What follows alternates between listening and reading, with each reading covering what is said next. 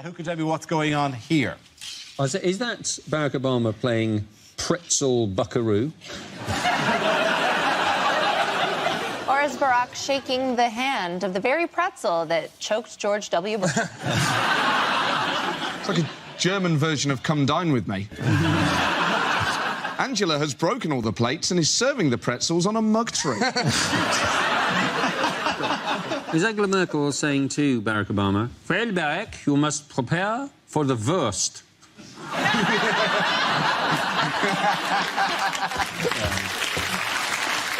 you very much. Lovely. Welcome to 1970s comedy. They also, the FBI x-rayed his sausages and his pretzel before he was allowed to eat them. Presumably, obviously, because a wayward pretzel led to the demise, almost of George Bush, and a wayward sausage almost led to the demise of Bill Clinton. Almost. Everyone looks happy, apart from Angela Merkel's husband, who looks like he's attempting to move the pretzels with his mind. Because he liked the fact the guy didn't just have a brush on his hat, but he jazzed it up with 4 badges as well. It's quite a look. That's amazing. When you wear a hat like that, you don't expect there to be 5 other people at the table wearing that hat. Turn up and go, you got to be joking. I made this myself out of stuff I found in the garden. You can't possibly... Oh. The danger of drinking at 11 in the morning at the G7 is that by the time you get to the final communique, it reads, I love you. This is the best G7 I've ever been to. Dear Putin, miss you. Do you reckon they had to do that thing because, like, the others hadn't turned up? Obama had to text David Cameron and said, "I'd get on it on the train, mate. Because we are going to be hammered by the time you get here. I'd get a couple of those small gin and tonics if I was you, because Angela is almost sideways already." Hang on, is this the G7 where 5 of the others have yet to arrive? Yeah, but Obama's just kind of sitting with Mr. and Mrs. Merkel going, "Where are you? We said 11 o'clock. Am I the man with the squirrel hat? What are you? I'm on my own? What are you doing? Don't leave me here on my own?" He's having a nice time. No breakfast is ever made better by Stephen Harper or David Cameron showing up to it. It's not like he's waiting to start the party when Cameron gets there. Oi, oi! From the other side, they all turn and Cameron's like, "Here it comes!" Strutting down, knocking pretzels out of people's hands. Just fucking hat. I bet Cameron's got 7 nickname T-shirts in the back of his bag. Misdemeanor. Captain Austerity's here. The merchster, put it on, put it on, put it on. You put it on, you put it on the He's like that. He does bring the party. So who was noticeably absent from the G7? Vladimir Putin. Yeah, and he would bring the party. Check emails again. Maybe in junk folder there is invitation. That's the saddest picture I've ever seen. I think out of shot he's looking at one of those brush hats that he bought for the event. That's why they had beers. That's why they had beers early, so they could go, "Oh, mate, you missed the best one ever." He was wasted by 3 o'clock. I got off with Merkel. I like to think that... because Putin's not going to take it very well, but I like to think that he had his own G1 summit. He said only an insane man in a dream would think that Russia would attack NATO. And you wondered, actually, whether he had, in fact, had that dream himself. And he was giving the rest of the world a bit of a heads-up on his current mental state. Yeah, because he's insane. That'd be like, you can't say that about yourself. That'd be like saying, only a total legend had come back from the bar with 8 Jaeger bombs. Oh, David Cameron, you've done it again. Wait, there's only 6 here. It's a long walk. Boom!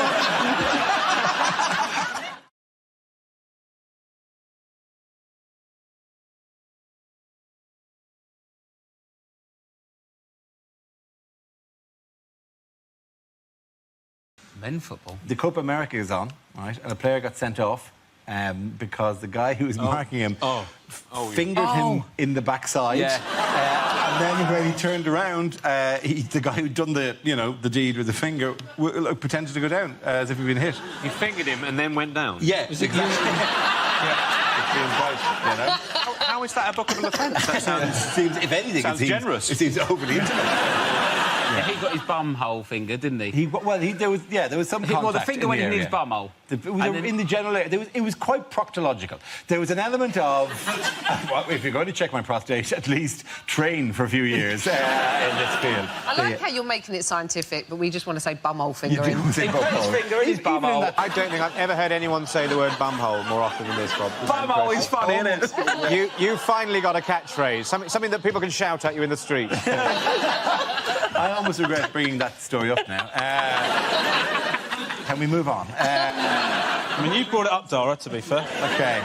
The next story. OK, maybe before... OK. OK. What became legal across all of the United States this week? Bumhole fingering. Stop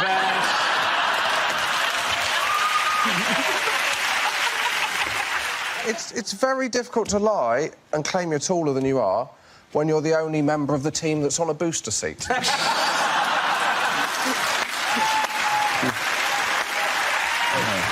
The way nature of these things, you have to do little pickups that'll cover various options for the... Fuck me, everyone is gone. Am I invisible?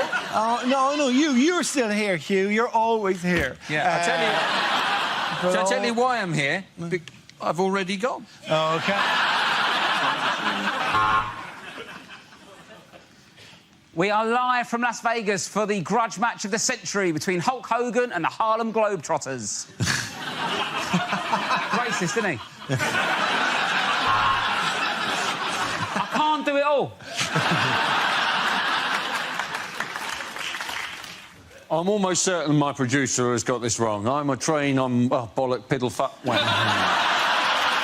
Now we come to scenes we'd like to see. So if everyone can make their way over to the performance area, I'll read out this week's topics, and then we're definitely we're doing that again. That was the shittiest 6 people getting out of chairs we've had in 10 years of this show.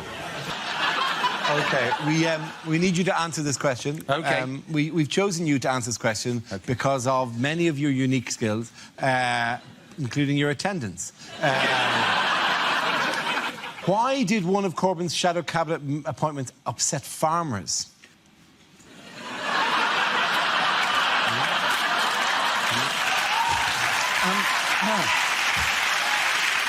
Unlikely lines from a blockbuster movie.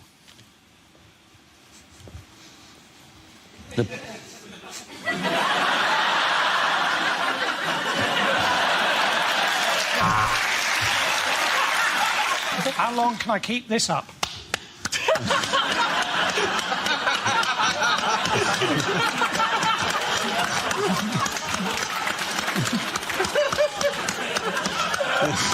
I've got the buzzer. There's also an answer for this one, probably coming from Hugh again. Hugh, you're on fire today, I have to say. I compliment you on how well... I was on fire, but I've wet myself, so... After that round, the point's going to Ed, you and Nathan! Ed, you and Milton? Ed Nathan. Sorry, I apologise. I mumbled it. I said Nathan. You said Milton. You did not say Milton. There is literally no way... Me and Milton, we get confused all the time. All the time. Tom Daley there receiving surprisingly low marks. Pat balls. In other news, what essential task will British astronaut Major Tim Peake be responsible for aboard the International Space Station? He's going to unclog the shitter. He's not. That's a fucking problem. Yeah. Still just as funny now as it was early on. OK, so translate this, Stephen fucking Fry.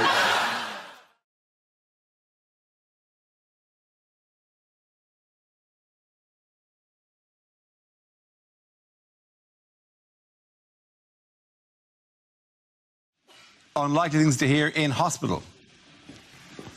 Welcome to the Jeremy Hunt wing.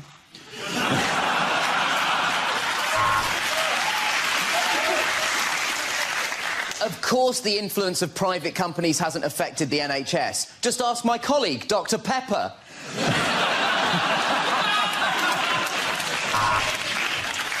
And your cancer specialist today is Noel Edmonds.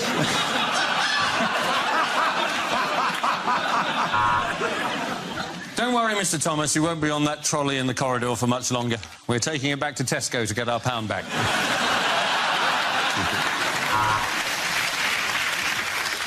I'm afraid we're going to have to pull the plug because it's wedged really high up there.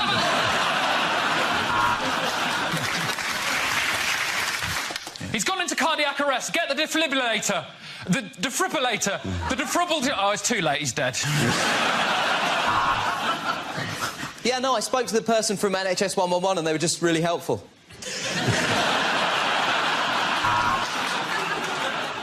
The good news is your father is comfortable. In fact, I've been sitting on him all morning.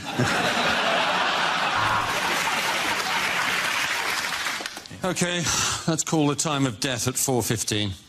He's not dead yet, but it's a Friday, and if we leave now, we can beat the traffic.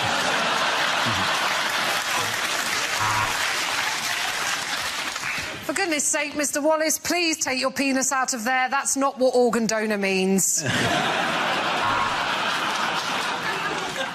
This is the discussion group for people who've broken bones. Welcome to Snapchat.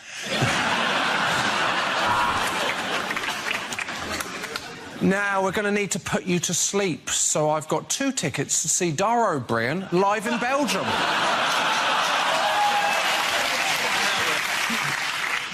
Is this admissions? Good, because I got one. I shagged your wife.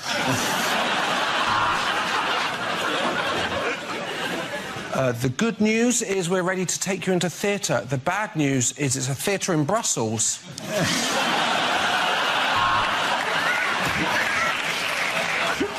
OK, we need to shock him. Stick your finger up his arse.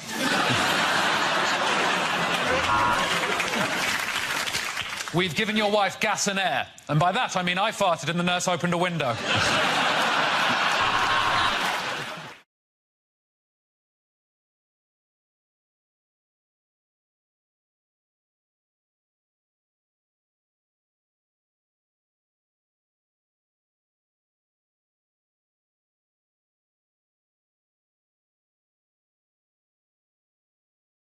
This round is called If This Is the Answer, What Is the Question? On the board, 6 categories. Joe, which category would you like? Sport. Your category is sport. The answer is 250,000. Is that the amount of Iceland dinners the robbers took from Kerry Katona's house? I think there's a point where they came in. Do you have anything other than drumsticks? Is there anything that isn't breaded? Is it what world ranking is the British tennis number 5? Is it how many calories in a Scottish salad? Is it, what position did I finish in the 1987 Henley School Sports Day obstacle race because I got stuck in the sack, but it didn't traumatise me at all. I don't even care now. Is it, if you phone up British Telecom, which position in the queue are you likely to be? Is it what percentage of people failed O-level maths? Is it? I'm gonna ask you to speed towards the correct answer. It's sport, isn't it? Is it to do with Beckham? It is to do with Beckham. How many shirts do the Americans claim that Beckham has sold? That's absolutely right. Well done, Russell. Congratulations. The question I was looking for is how many Beckham replica shirts are LA Galaxy already claiming to have sold? He's wearing that the wrong way round. He is. That's the first change. Does anyone think that Beckham actually knows he's in America? I think he just runs after a ball and all he notices is that occasionally it gets warmer. I don't think he even knows he's rich. He's like one of those cats that its owners left a fortune to.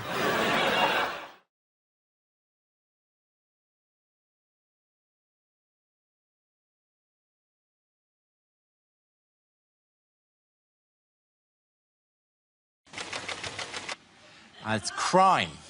Away you go. So, I, had my cheese grater stolen.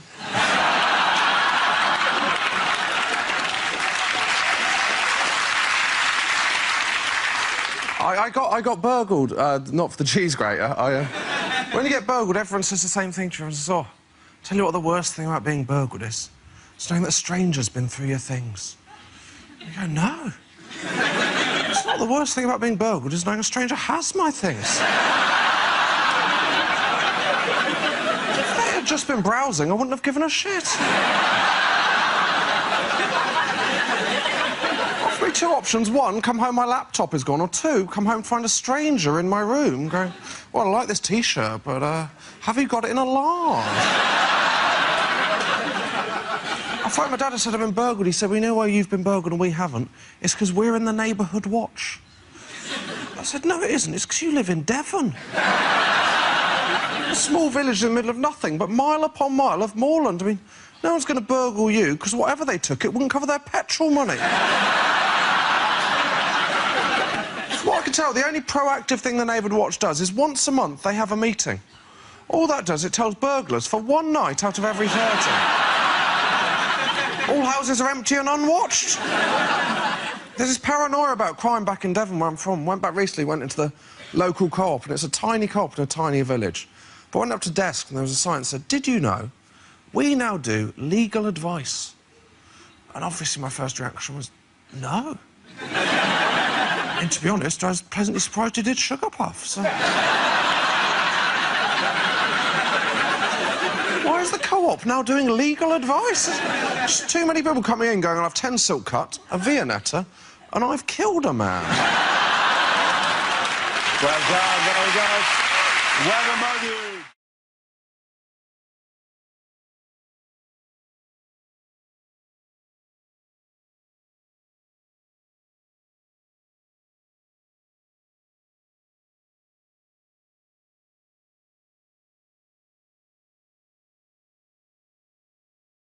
Now we come to our final quickfire round called Scenes We'd Like to See. This is for everyone, so if you can make your way to the performance area, please.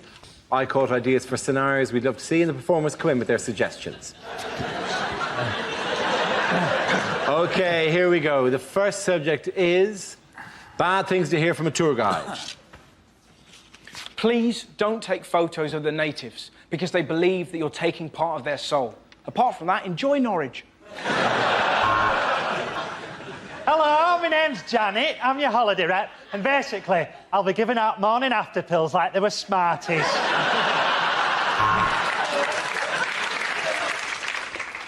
Good morning. I'm afraid this is the loudest...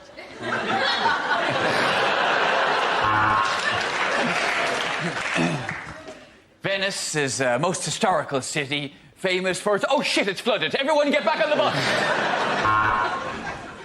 A lot of you will be wondering why there are so many wonderful foreign treasures on display here at the British Museum. And the answer is quite simple, really. Gun beats spear. Don't worry, this castle does cater for the disabled. They bring you a sandwich while the rest of us go up the steps to look at it. Let's have a little song, shall we?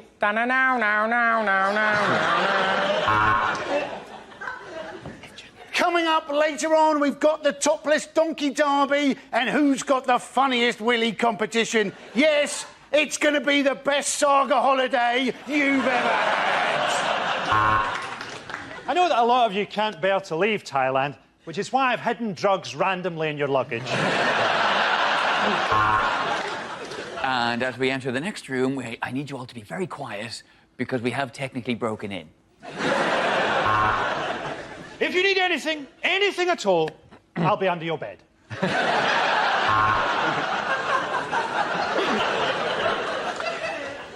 And if you look out of the window on your left, you'll see the side of the road that we should be driving on. Of course, you have to respect local customs. On the right-hand side, you'll see a woman being burnt at the stake, and on the left, Dundee Town Hall.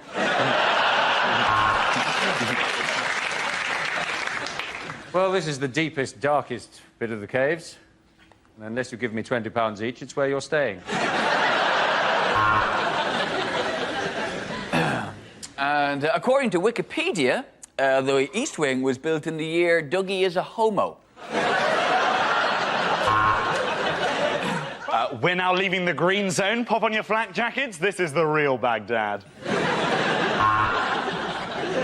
An adult and 2 children is £10. But enough about my trip to Cambodia. Our next topic is unlikely things to hear on a breakfast show. If the woman I picked up last night is watching, help yourself to cereal, but get out of the flat by the time I get home. And now it's time for Thought for the Day. That was a good one. You're listening to Six Music. Yes, you. Just you. Welcome to Travel Report. We've got a text here from Dave on the M5 who says, ha ha ha, every morning you leave for work, I pop round and shag your wife. So if you're trying to get in via Junction 2, stop it. It's against nature, and the Bible says no.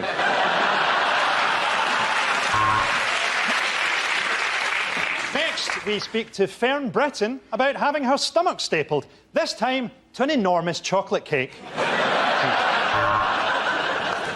In other traffic news, if you're on the M11 headed towards Middlesbrough, I would turn around because it's a shithole. Hello, I'm doing a survey into the effects of replacing milk on your Weetabix with Red Bull! And we can see there's been an accident northbound on the M1, and it is a beauty. Welcome to Radio Tourette's, you shit monkeys. You may think of it as a breakfast show. I had mine at 4:30. Later, Vanessa Feltz will be joining me on the settee, and I'll be bouncing through the fucking ceiling. OK, at the end of that round, the points go to Frankie, Hugh and Jack.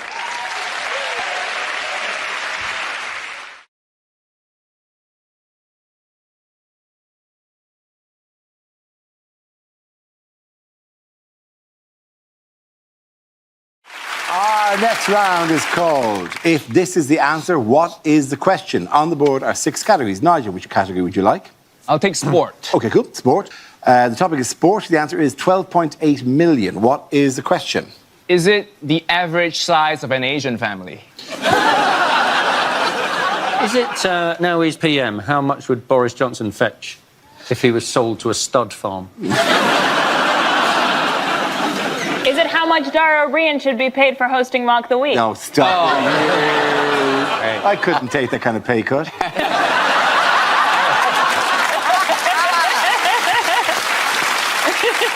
My children need wine. Is it how many times when trying to buy alcohol have I had to say the phrase, would a 17-year-old have a nectar card?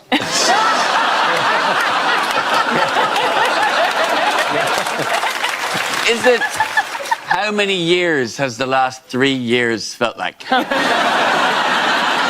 Is it if Amazon made 12.8 million, how much would they have left after they'd paid their tax?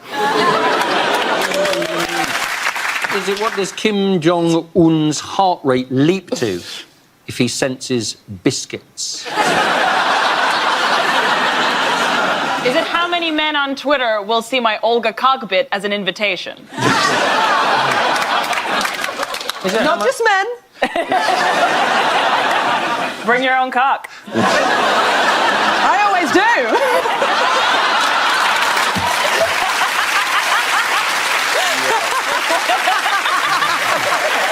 It's funny when she brings a cock. Yes, I bring the place I brought my cock and didn't get a laugh at all. All right, what is the actual question? Is it how much does Lewis Hamilton claim back in petrol receipts at the end of a Formula 1? Is it how many people watch the rugby? Absolutely right. Thank you very much, Julie. Very good. Yes, the question I was looking for was how many people watched England in the Rugby World Cup final, which they lost. This is the news that on Saturday, 12.8 million people tuned in to see South Africa defeat England in Yokohama. Did you watch the final? Yes. Yeah, although, you know, it was difficult, wasn't it? It was England against South Africa, the Rainbow Nation. I haven't watched a lot of rugby. Where was Zippy and Bungle? He could put the rugby ball in his mouth and zip it up and run.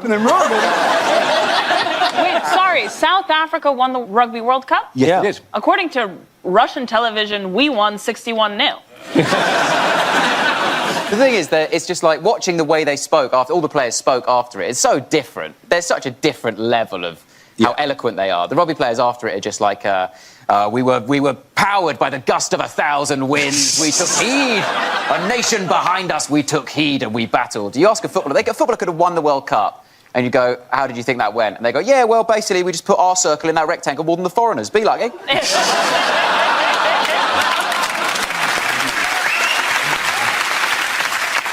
I like that this was held in Japan, you know, because this is probably the first thing Brits have seen from Japan that's not porn or Godzilla. Good, it's good that you lost there too, you know. That's revenge for selling sushi in boots.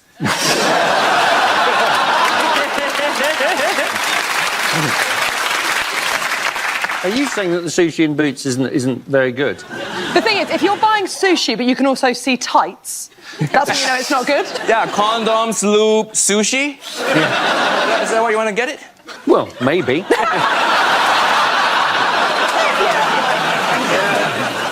You know,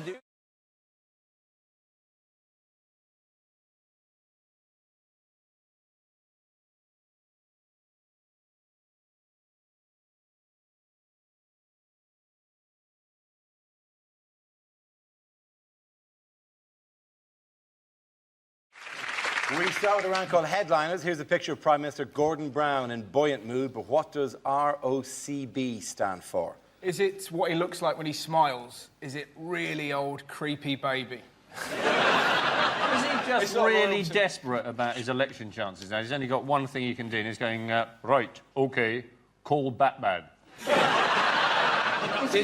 Is it ruined our country, bastard? Is he just giving a weather forecast? Is it rain, occasional cloud, blizzards?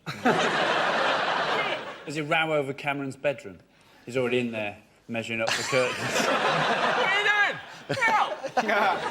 Do you think he's actually just found a way to solve the national debt? Is he going, rollover could be billions? Is he going, there's a robin on the corner of the building?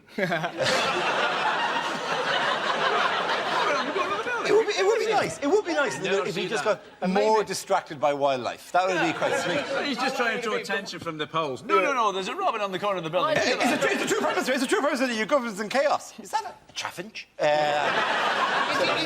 Is it what he's going to do on May the 6th? Is it going to be removals ordered, cab booked? Would I be right in thinking the art was something to do with recession, It would, Dara? yes, you would be right. Is it recession over complete bullshit? It is not that. You're halfway there, remarkably. That was lovely, the unemployed people. That's it, yeah. We live in Poundland. Is it recession over confirms Brown? That's absolutely correct. Yeah. Well done. He always does it like that. Yes, the answer I was looking for was recession over confirms Brown. This is the Prime Minister's cautious announcement of the end of the recession, although he said there is still much more that needs to be done. The Office for National Statistics revealed that this week the economy had grown in the last 3 months of 2009 by 0.1%.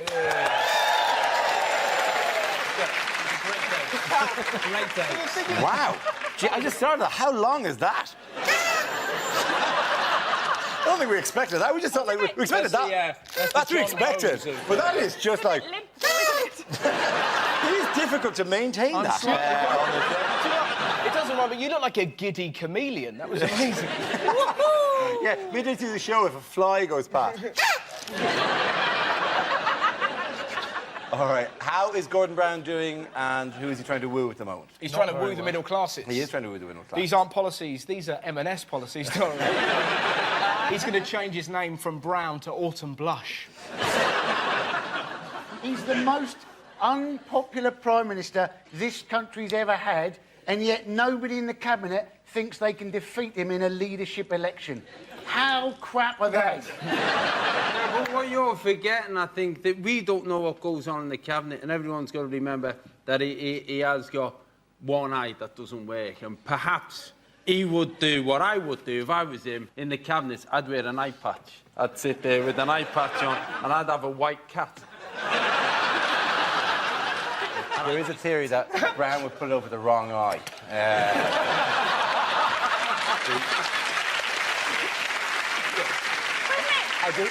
There's also another thing that no one's going to run against Brown at the moment because what's the prize? You get to lead Labour into an election they'll probably lose. It's like going, oh my God, we've hit an iceberg. Can I drive the ship for a while? Can I? It's like whatever is thrown at him, he still sort of gets up again. You half expect, like, Brian Blessed to just pop up every now and again and go, Gordon's alive. He keeps on saying, I'm getting on with the job. He's like the Millwall of politicians. Nobody likes him, but he doesn't care. But that's what I mean. He's one of those, and he's having a go, and you think, well, that's all right, but you're running the country. It's like if somebody came in and said, look, I'm not a great surgeon, but I'll have a go. Basically, put the hours in. I've sewn on a button, so I know I can finish the job. But getting to the stuff, I'm sure I'll recognise the kidney when I see it. I've played the ball game. I've played the ball game. There's a photograph of him and Darling, actually, which was very interesting, because him and Darling at the same time, the announcement. That, interestingly, is the £10 note that tipped us out of the recession. But the reason why the economy's grown in the last 3 months is because we had Christmas, isn't it?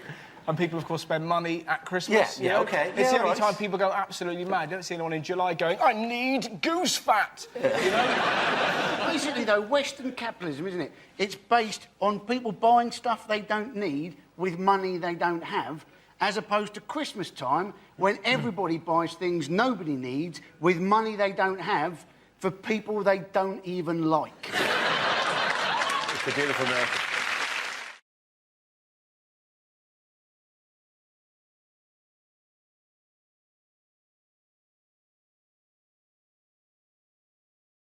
In other news, who are the government hoping will defend Britain from cyber attacks? This is the idea that they're going to get geeks, computer geeks, employed by the army to protect us. And let's face it, it's going to change the face of war if it's all cyber war, isn't it? You know, people instead of going, oh, you know, I fought in World War II, Battle of Dunkirk, it'll be more like I fought in World War III, level 5. Yeah, they're getting hackers to jump ship, essentially. Which is like such a naff movie thing that you get the hacker into the room and he goes, you can't pin anything on me. And the guy goes, I'm not here to arrest you. I'm here to offer you a job. Are these the people that have got excellent password strength? Is that who these people are? That's what society, that's all the time that you've typed it in, that's what it's been doing. It's been wondering how, what? Josh's mum? No, what you would call her Josh's mum, I have no idea. We're not very close, we're not very close. Cyber war films, though, they're going to be dull, aren't they? You know, things like Das Reboot.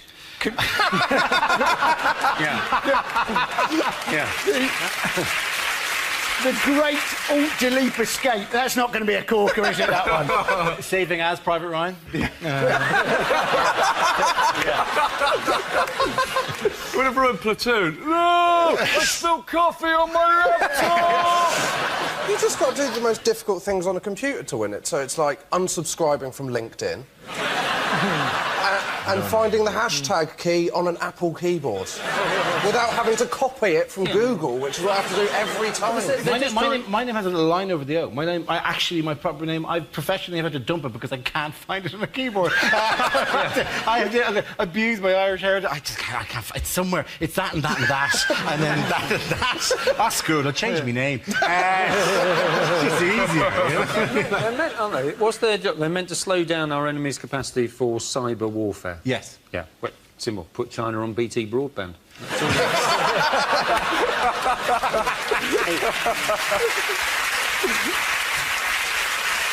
They said the kind of things you have to do would get you arrested in the real world, they were saying. But correct me if I'm wrong, that's also true of regular soldiers. You know, I'm thinking specifically of shooting and so forth. Ordinary policemen know nothing about computers. I don't know if you've been down to PC World.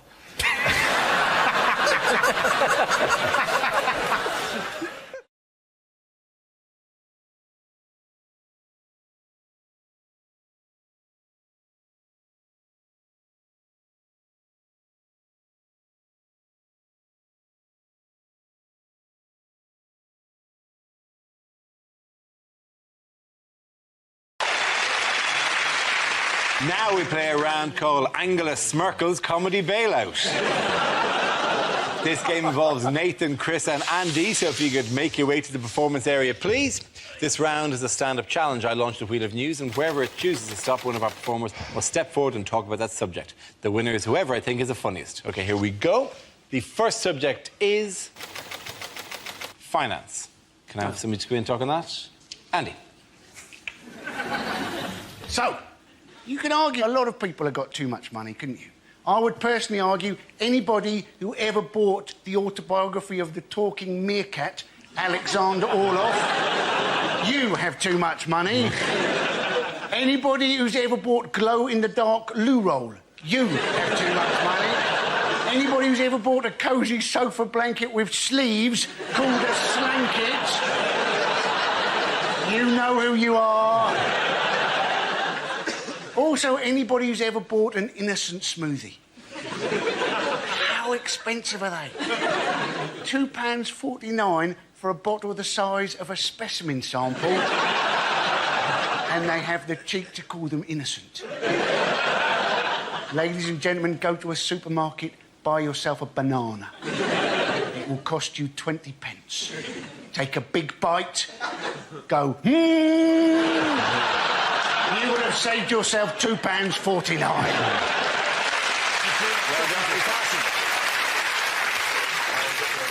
OK, let's spin the wheel again.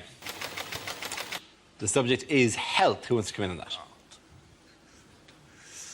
Right, health. I actually don't have that good a relationship with my GP. For one reason and one reason only. Up until the age of 17, my GP had me on their records as a woman.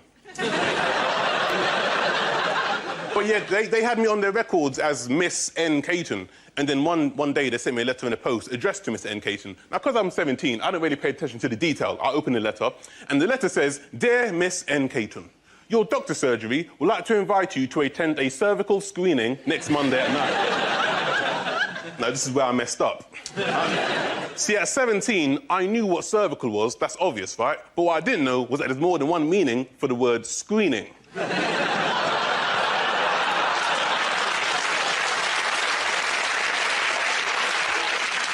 I thought screening was like, you know, you're screening a film. So, when it said we would like to invite you to attend a cervical screening, in my ignorant, naive 17-year-old brain, I honestly thought I was being invited to watch a movie about women's genitalia. Right? Now, I'm 17, I'm horny, I'm a virgin. Am I going to go? You're damn right I am. So next Monday morning, I go to my GP, I get to the reception, it's full of women, doesn't put me off. Right? Walk up to the receptionist, I go, hey, how you doing? I'm Nathan Caton, I'm here for the cervical screening. She looks up, sees me standing there with nachos, popcorn and pick and mix. Starts laughing in my face.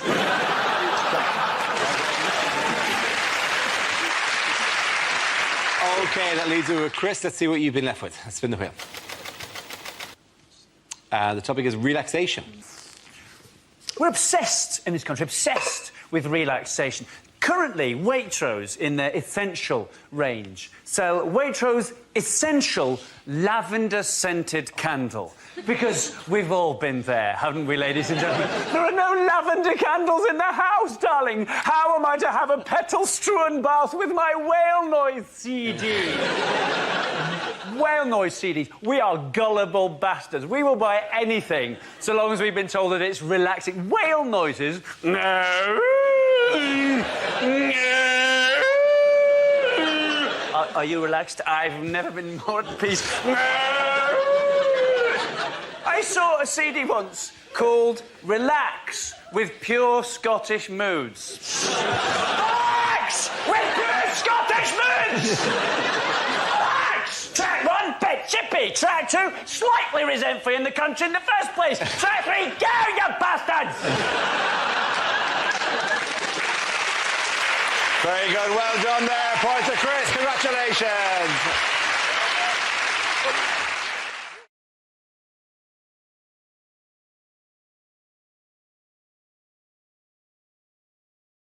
Milton, let's see what you've been left with. Let's spin the wheel. And the topic is transport. So I was on the bus the other day. Driver stopped, got off, wouldn't come back. Apparently some bloke with big teeth kept talking to him.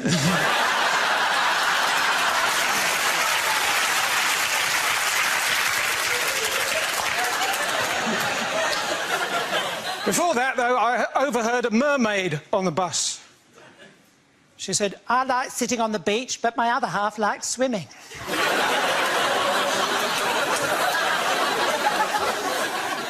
Anyway, reading between the lines is dangerous if you're waiting for a train.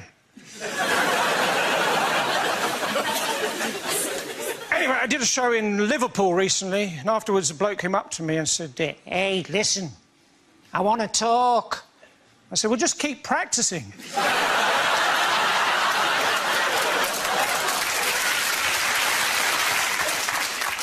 Next month, I'm in Northern Ireland, County Down, 4, 3, 2... I don't need a relationship. I am a rock. I'm an island. Sometimes I go down to airport arrivals and I stand with a piece of cardboard saying, "No one."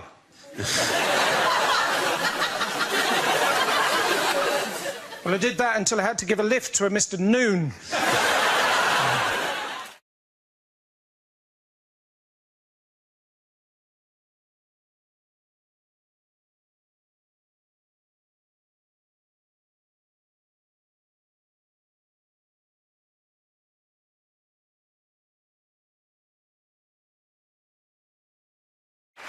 The next round is called Between the Lines. Rory and Hugh, can you make your way to our Mock the Week press pit?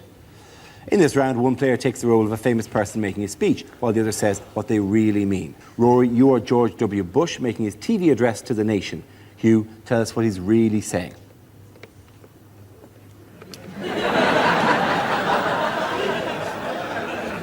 My fellow Americans. People of Florida.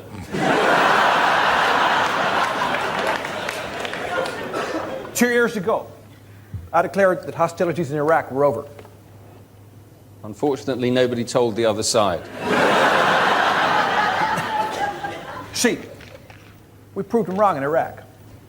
They said there was no link between Iraq and Al-Qaeda. There is now. What people have to understand is the problem was essentially our lack of intelligence.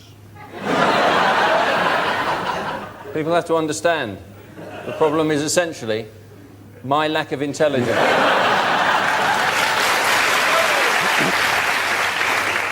See, problem is people keep putting words in my mouth. Imagine what it would be like if they didn't. Well, we will stay in Iraq until the job is done. We will stay in Iraq until the oil is finished. Very good. Both of you, congratulations. Rory and you. Points for everyone. Sit down.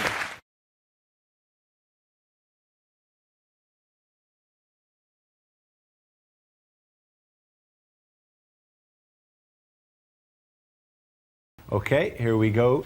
In the week in which the government called for stricter driving tests, things you wouldn't hear on a driving test. When I slap the dashboard with my forehead, I'd like you to crawl out of the wreckage and fetch help.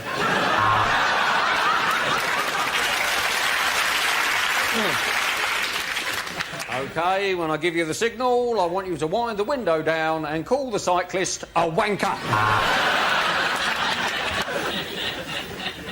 Right, when I say go, foot down, straight through the jewellers, get where you can. You made one mistake, sir. A Pine air freshener doesn't cover up the smell of a dead hitchhiker. Well, if she doesn't get up, you've definitely failed. Well, at least we know the airbags work. When there's nobody else on a motorway, you should always drive in the middle lane, just in case you fall asleep, you've got a bit longer. If I fail, can I still keep driving my taxi? Me in a car. Can't believe it. On my signal, I'd like you to mount the pavement and kill my ex-wife.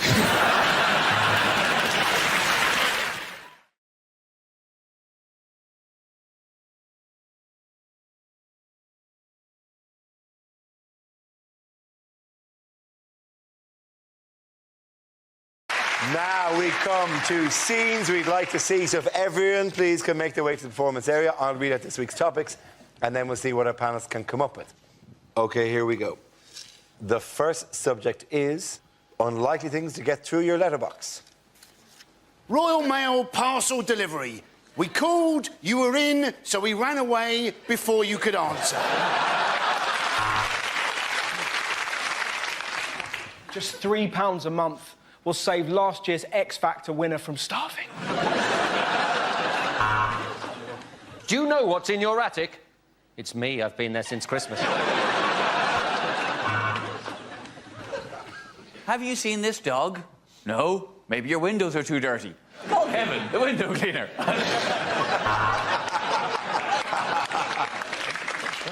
Are you looking for a dog walking service? Then call Ace Kebabs on 318 318. Computer problems? Let me come round and swear at it. Why has your girlfriend stopped changing near the window? Love, Dad. Pizza. Buy one, pay full price.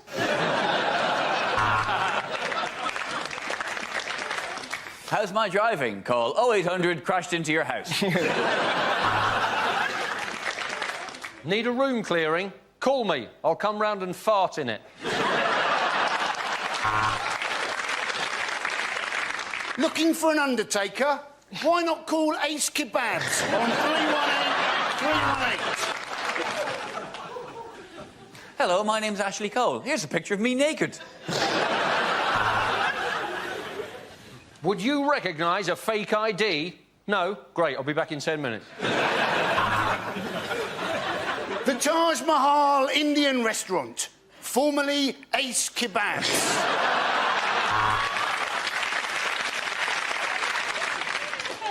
Open your letterbox. It's me. I'll get through one day.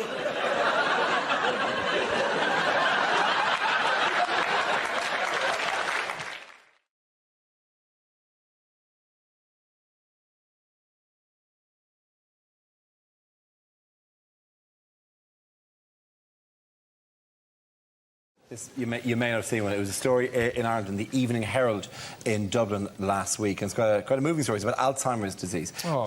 It was, yeah. And the story basically was being a big head may be good for you. Scientists found that large-headed individuals with Alzheimer's have better memory and thinking skills than sufferers with small heads. All of which is quite interesting. You see, the next paragraph I found difficult to take. People with larger than average heads, like comedians,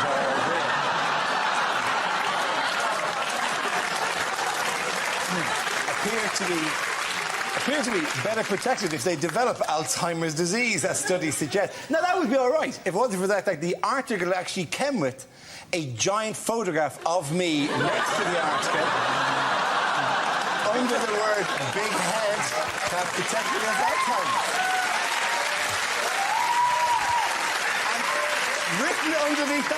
Written underneath that was extra large : report is good news for Dara O'Brien. No, it's not. It's not good news, because I suddenly realised I've got a big head, apparently.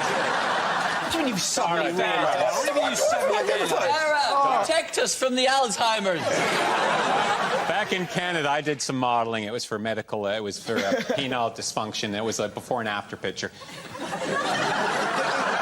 This is true. I don't model. I don't model for big head things. I don't regard myself as having a large head. I don't have difficulty buying hats. I don't have difficulty getting into jumpers. My head has caused me no... When did those three guys get here?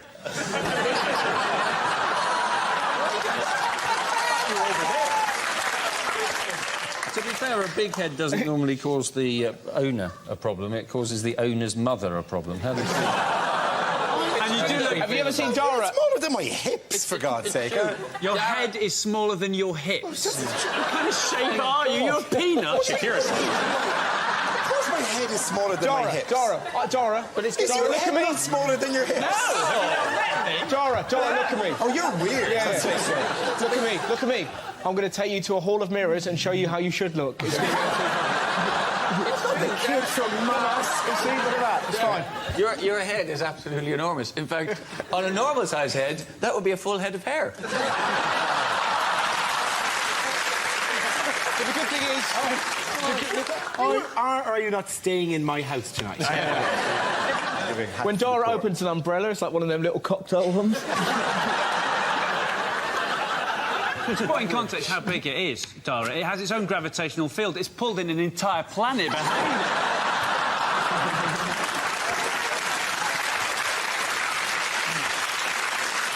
it. This desk was straight when we started. I was expecting sympathy. That's why I introduced it.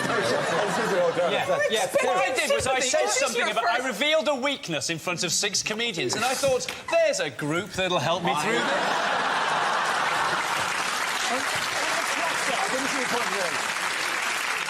I think of you all as friends. I don't think of you as comedians.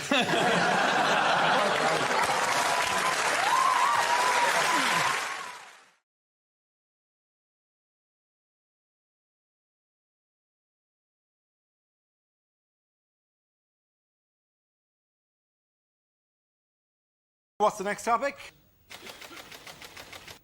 Topic is drugs. And Andy's in. Now, it seems only 27 people in Britain died from taking ecstasy last year, right? 50 people died from swallowing a bee. 72 people died attempting DIY in their own home. So how come we haven't also got campaigns, bees, don't swallow them? And shelves, just say no. Andy Parsons.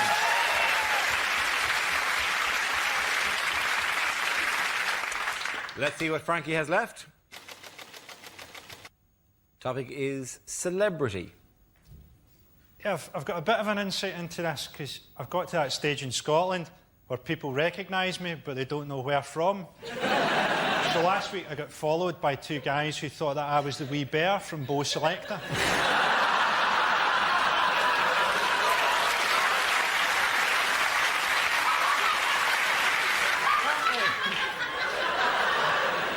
Apparently, Catherine Zeta-Jones lives in LA, but she has bottles of air imported from Wales.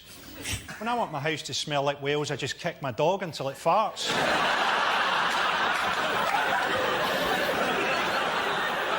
Pete Doherty, right? Does anyone else think that Pete Doherty is quite fat for a heroin addict? What's he been cutting his heroin with? The hollandaise sauce. Thank you, Royal.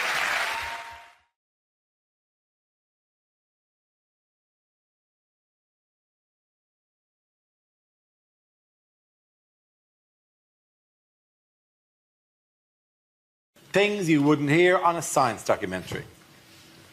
My favourite element is helium. I can't speak highly enough of it.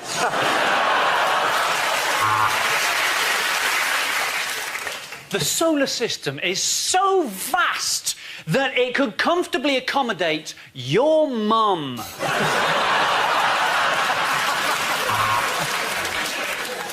The most fascinating thing is, if you really spend enough time looking at the alignment of the stars, your wife will leave you. They call it dark matter. Well, whatever it is, I've tried to flush it 4 times and it's still bloody there. The light from this new, distant planet takes so long to get here that we're actually seeing things that happened years ago. And that's why scientists have named it Dave.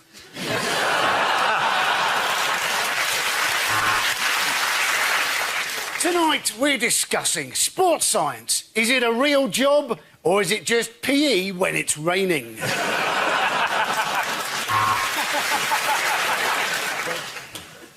In our next experiment, we're going to prove that putting Dara O'Brien in a room full of young people still doesn't make science interesting.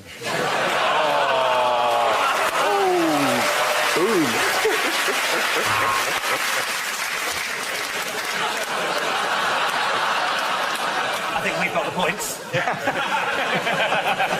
So, if we look through the telescope, we can see the biggest black hole ever found. Oh no, I've left the lens cap on.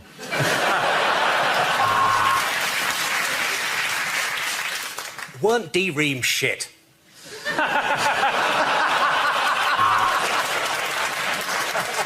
How does your granny stairlift work? Well, it's all to do with nanotechnology.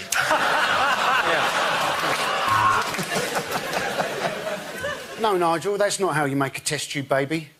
Get your penis out of the test tube.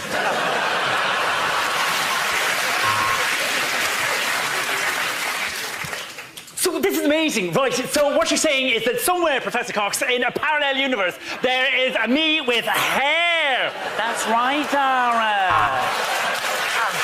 The end of that round. Nobody gets any points at the end of that round.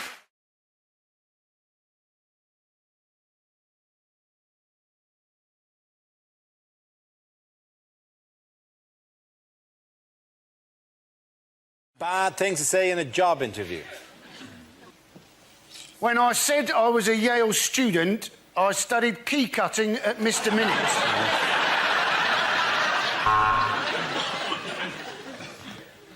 Why do we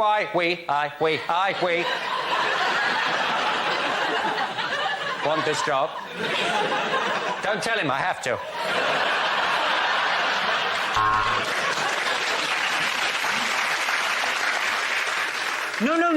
No, I applaud your policy of positive discrimination, and that's why I blacked up. Can I just check? This office is more than 50 metres from a school. What do you mean, no experience? Being abducted by aliens isn't an experience, and I don't know what it is. Well, yes, I would make the perfect train driver. I'm always late, and I'd break down really easily.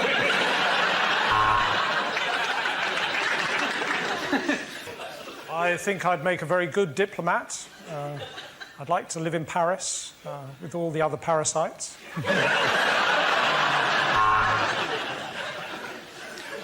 What do I see myself doing in 5 years' time? Exactly the same, only on Dave.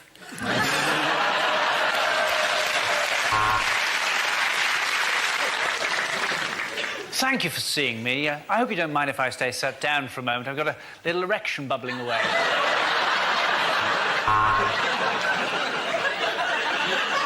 No, emu, no, emu, no, no, no. What can I bring to this job? How about the photocopier from my last office? Yes, well, in spite of my lack of medical experience, I still think of gynecology as a calling. What are my weaknesses? Fat birds.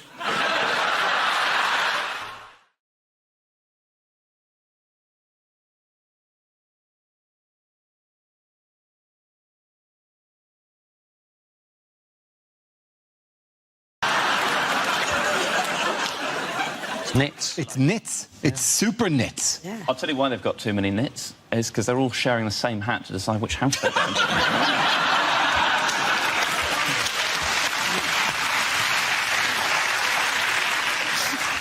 I feel bad about not knowing this, except it is from a children's book. Oh, it's about 40 pages into book one. Knock yourself out.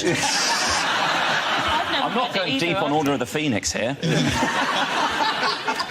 Whereas something like Robot Wars is really adult, isn't it?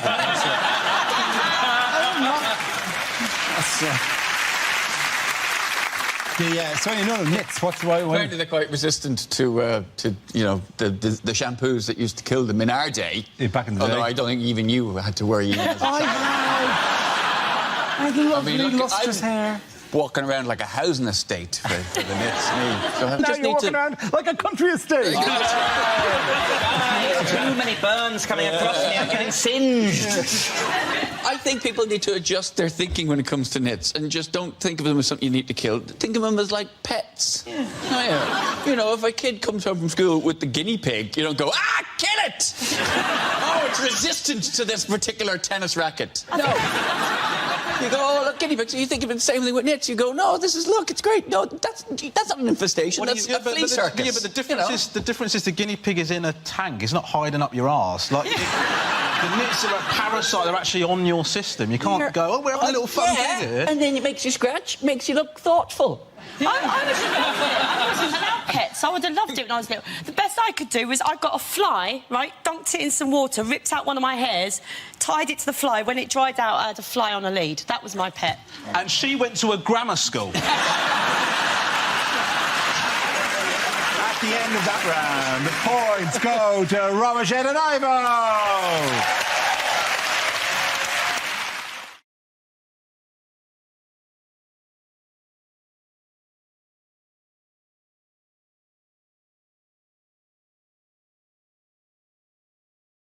Other news, and there was other news this week. Remarkably, trawling the papers, there was other stuff happening in the world. What small group gathered in Bournemouth last week? Was it the Abused Pig Support Society? No, it was not. It was the Liberal Democrats. The Lib Dems had their thing. They had their conference in 2 4-man tents. They've only got 8 MPs. They don't need a big hall. No, they don't. All they need is a Citroen Picasso. They did it at Cafe Nero, and they shared a loyalty card and still couldn't get a free coffee. It's a low moment, isn't it? That is tough, all right. There are other people at the conference, though, aren't there? It's not just the MPs. No, it's not. No, there are it's 6 or 7 other people, though. Yeah. The best bit is when the venue hire said, well, we can just put 2 tables together. That'll do. My favourite detail of the conference was that Paddy Ashdown did a DJ set. Oh, yeah, he did. Yeah, wow. I love the idea that there's a poster somewhere with the words Paddy Ashdown, open brackets, DJ set, close brackets. Their party is so small that Vince Cable was doing the perfume for £1 in the toilet. Wasn't there talk of splitting as well, and of some people leaving to make a new left-wing party? The idea, yeah. How can you split something that's already that small? You'd need the Large Hadron Collider to do this. What did Jeremy Corbyn get in trouble for not doing last week? Not being very good.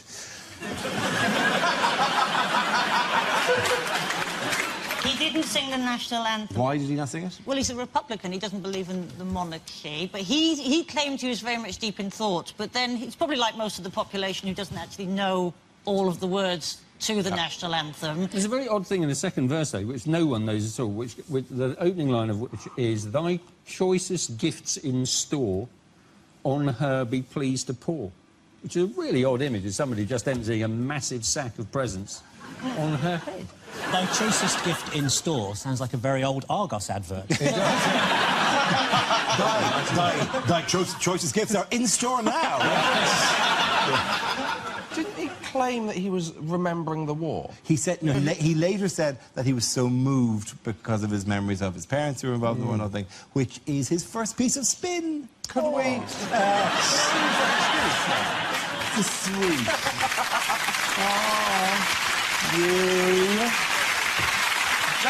None of us like the national. It's not a banging tune over here. No, Paddy Ashdown didn't spin it at the. He just got to a break beat, dropped it. Hey, here comes the Queen. This one's for Vince Cable. Get on the dance floor. Things are about to get pretty extreme. If they want something Jeremy Corbyn will sing gleefully, why don't they do David Cameron Had a Farm? The boys from James, Zoe and Andy.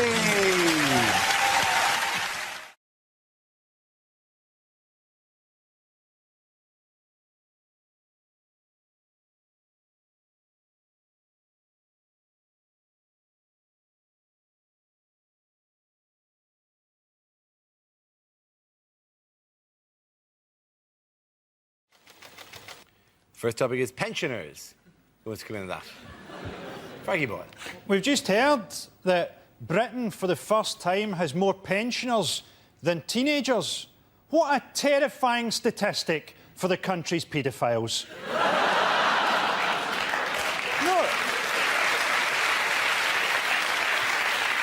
No wonder Gary Glitter didn't want to come back. In 20 years' time, we'll have the first generation of pensioners who can text each other. I've got Alzheimer's, man. Yeah, you told me that like 20 times already, man. To balance the economy out, what we should do, we should give pensioners more money, but only if they take up really dangerous sports. Here you go, an extra £100 a week if you start quad biking through safari parks wearing a suit made from ham. It's not how old you are physically, is it? It's how old you are mentally. I mean, my granny is, what, 83? But she has the mind of a 2-year-old. Just a joke, she's dead.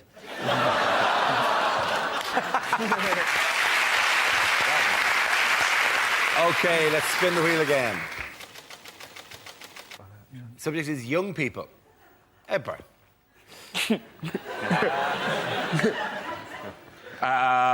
Young people, they're very scary, aren't they? I remember being scared of young people when I was young. But when I'm grown up, I'll be bigger than them and I won't be scared of them anymore. And then they armed themselves, which I felt really unfair.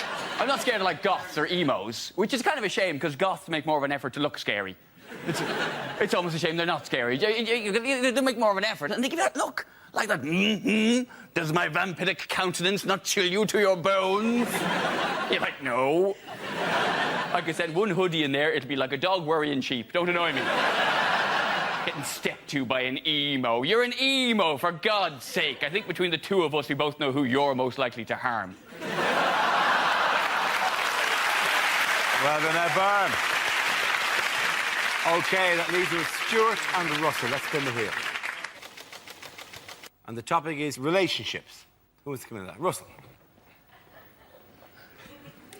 Britain, I have sexual advice for you. That's right. When I was 18, I used food in the bedroom. Now, don't ever do it. It didn't go well, right? Rather than... I used Rolo yoghurt. And rather than tell... Yeah, exactly, right? Rather than tell my then-girlfriend what I had planned, I pretty much waited for her like some hideous yoghurt goblin, right? Now, I doubt there's anything more terrifying than coming home to find me naked, holding yoghurt, going, yeah, right? And I panicked, and rather than putting a little bit on, I pretty much basted her, right? By the time I'd finished, she looked a bit like Morph. You're sat there.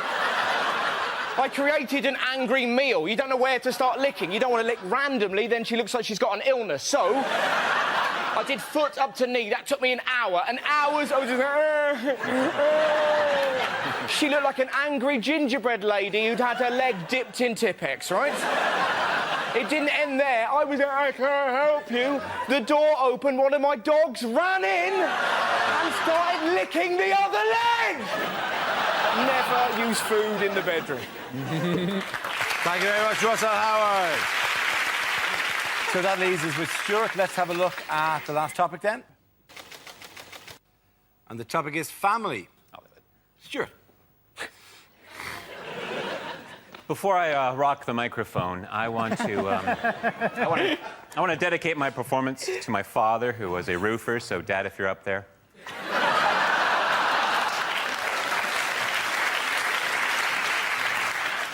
I'll tell you about my family. I'm the youngest of three. My parents are both older, and I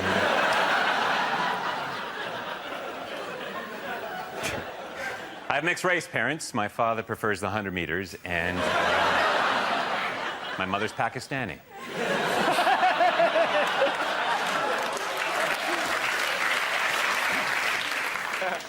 I was raised by my father. My mother left before I was born, and you know... Not like being raised by my father. He's schizophrenic, but he's good people. I remember one summer I was 5 and he was Mussolini. Went to the park that day.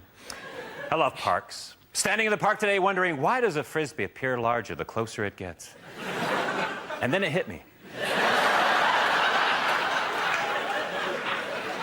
My uncle's a hypnotist who has never inappropriately touched me.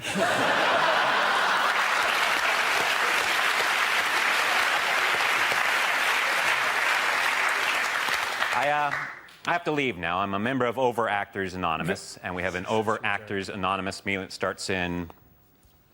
I've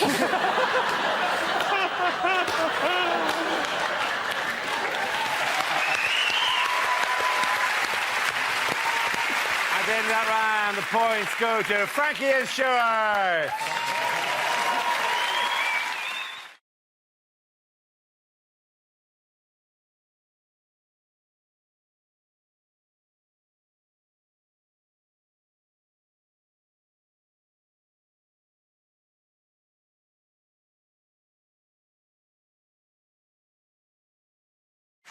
We start with a round call. If this is the answer, what is the question? On the board are 6 categories. Sarah, which category would you like? I will have world news, please. OK, world news it is. The answer is 1.6 billion. What is the question? Is it how many immigrants are so lazy they haven't even bothered to come over here?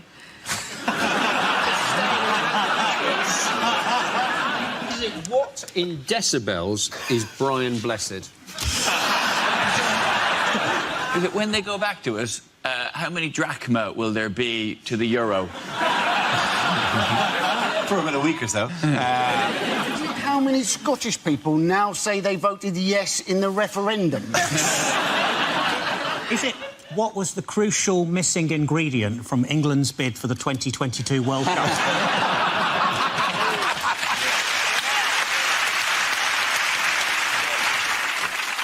How much are cats owed in YouTube advertising? Is it when I went on Dragon's Den, how much did I want for a 2% share in my body hoover business? James, talk numbers. How many? What's your turnover? Well, Deborah. I haven't really got the numbers in my head. That's what they say, isn't it? Right, I'm out. That usually gets... Is it what is the count in Sesame Street up to now? We think he's just somewhere in a bar, just still counting. Just tiny Transylvanian puppet in a bar. 1.5. If you go and use a Glastonbury toilet, is it how many people seem to have used that toilet before you have? Is it what number, when typed into a calculator and turned upside down, becomes, ooh, GI?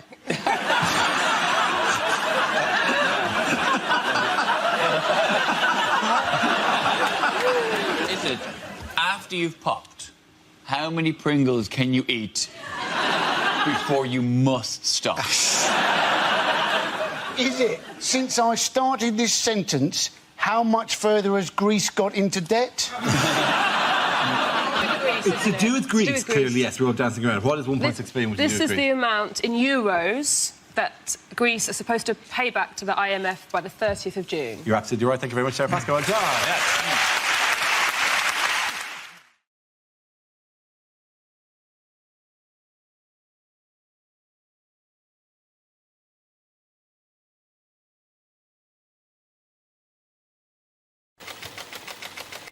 Alternative lifestyles. Who wants to come in that? Zoe.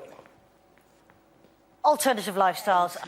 A friend of mine actually recently bought me a book on feng shui. Feng shui. I was like, feng shui my arse. And by that, I don't mean move it further up my back to make my shoulders look better. You know, I know people do yoga to balance the body, and I can kind of see that. But to be honest with you, I can balance my own body beautifully with a pint in one hand and a pie in the other. And I take an all-or-nothing approach to alternative medicines. I think the test is, would you use it in an emergency, OK? Do you see many herbalist ambulances? That's what I'm asking. Yeah, help me, have sawn my own arm off, have you? What you want to do there is wave a bit of sage over it. In fact, while I'm on it, don't get me wound up, I don't even think vegetarians should be allowed to squash their vegetarian food into meat-based products. You know the ones I'm talking about, the veggie burgers, the veggie bangers. I think, no, sorry, you made your choice. If you don't want the meat, you can't have the shapes.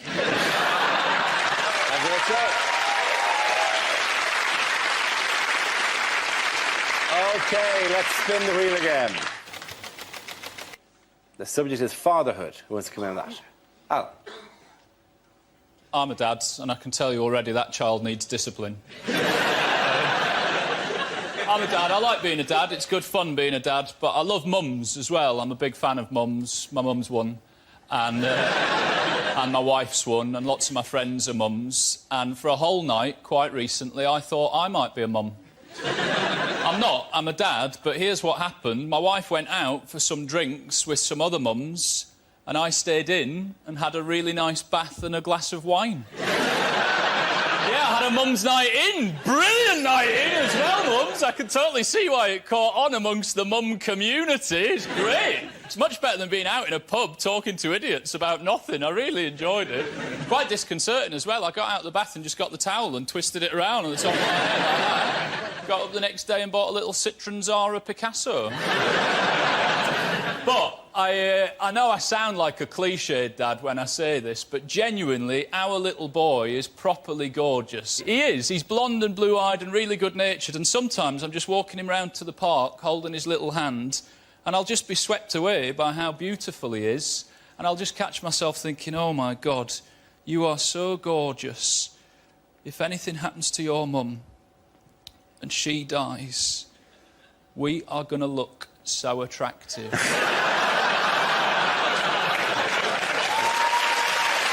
Well done, Alan. OK, which leaves us with Milton. Let's see what topic we have. It's entertainment.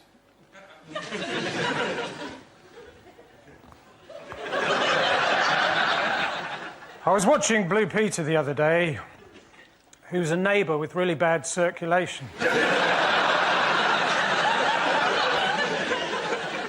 I said to him, Peter, why don't you get a pacemaker? He said, I can't even run, let alone keep up with someone. I was watching TV the other day, and I flipped over, and all I could see were the brown cushions on my sofa really close up.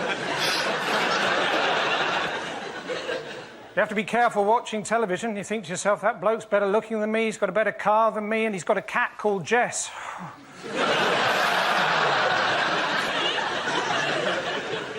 My favourite film is the French film And. I think it was released over here as E.T.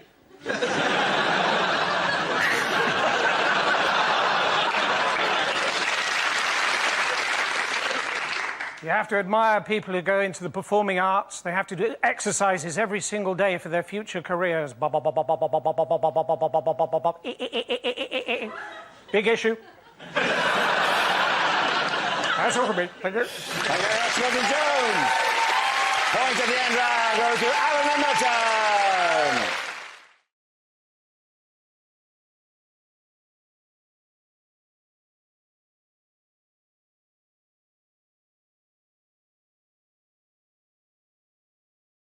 Now we play a round called Four Horsemen of the Apocalypse.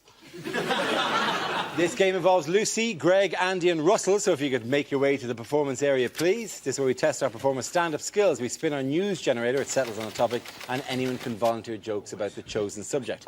The winners are the people I judge to produce the funniest stuff. That is just against nature. OK, here we go. Let's spin the wheel. OK, the first topic is Britain. Who wants to come in on that? Yes, I love Britain. Do you? Kind of. I think Britain's amazing, but I think we're quite hard on ourselves. Like, if you go to America and you do shows, they always get this thing where you go on stage in America, like in Chicago, and you say, oh, so what's Chicago like? And they go nuts. They go, woo, yeah, Chicago, woo, woo, woo, for about a day. And then you come back over to Britain and you go to somewhere like Birmingham and you say, oh, so what's Birmingham like? And they all go, oh, it's a bit shit. I I live in London, in Britain. I live in Kentish Town, which is lovely because it is actually like a Kentish town. Unfortunately, the town in Kent it's like is Maidstone, which is crap.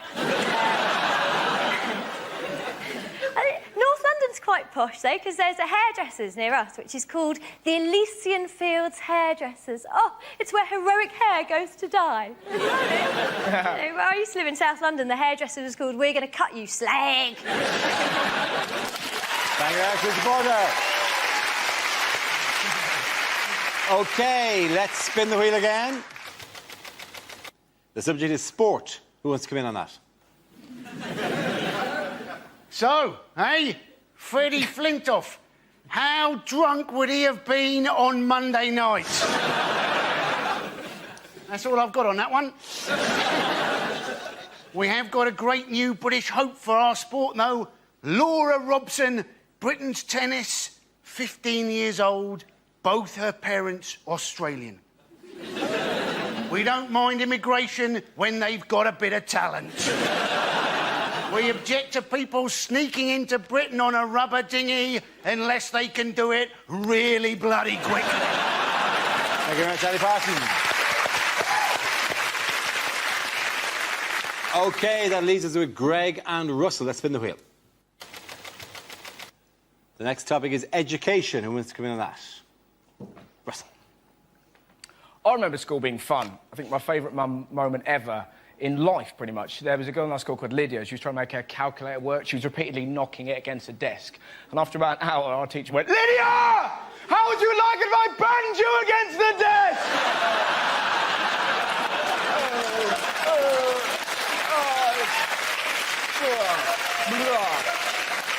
It's the greatest day of school. But now it's more sinister, isn't it? Like, they're now talking about teaching 5-year-olds sex education. Of course, people are very angry. It's disgusting! It's too much! Like, calm down. Not going to teach them technique. This is how I like to do it, kids. That's right. Kids aren't going to run home, put dolls around a toy car and go, look, Mum, they're dogging, they're dogging. It's going to be some poor teacher trying to talk to 5-year-olds about love. Can you imagine a harder job? Hello, children. I'm here to teach you about love. Good luck with that, mate. I'm off to lick that tree. Thank you very much, Russell. OK, Greg, let's see what topic you've been left with. Let's spin the wheel. And the topic is the human body. I have to tell you that being a tall man in this country is tedious, ladies and gentlemen. Tedious, because in small towns throughout the country, there are a series of jokes prepared by the locals on our behalf. I'll be walking innocently into a local pub or down the street, and I'll get several jokes. One of the jokes might be this. Just to give you an example of the level we're talking about. Another joke might be, what's the weather like up there? It's freezing. There's a massive climate change in this amount of space here. You toothless buffoon. And probably the most offensive example of this is genuine. I was at a cash point, and there was a little old woman in front of me at the cash point tapping away with her claws. And I'm sorry, I'm just quite angry about this. And when she'd finished, bless her heart, she turned around, and she hadn't seen me. She turned around and she went like this. Oh! Maybe not that sexually. She said, oh! And then with no hint of irony at all, she asked me this question. Would you like a job at my house, changing light bulbs?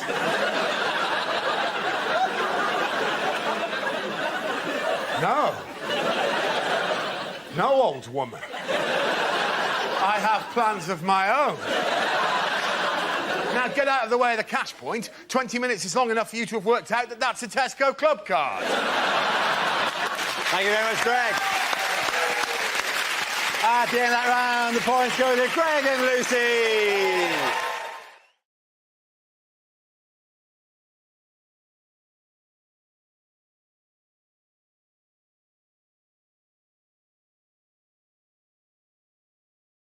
OK, here we go. Let's spin the wheel. The first topic is entertainment. Who wants to come in on that? Edburn. I was watching a DVD the other day, horror DVD, Hostel Part 2, not a very good film. Should have twigged by the fact that it was a sequel to Hostel Part 1, also not a very good film.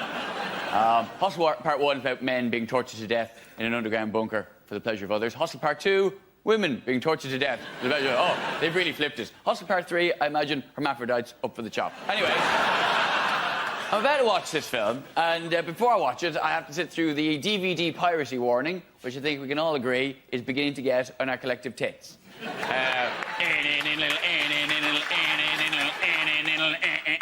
Oh, this music's so funky, it makes me want to obey the law. And it's the patronising nature of it. It's this thing of, you wouldn't steal a handbag, you wouldn't steal a car, so why would you steal a movie? I'm sitting there going, don't tell me what I wouldn't do. You don't know me.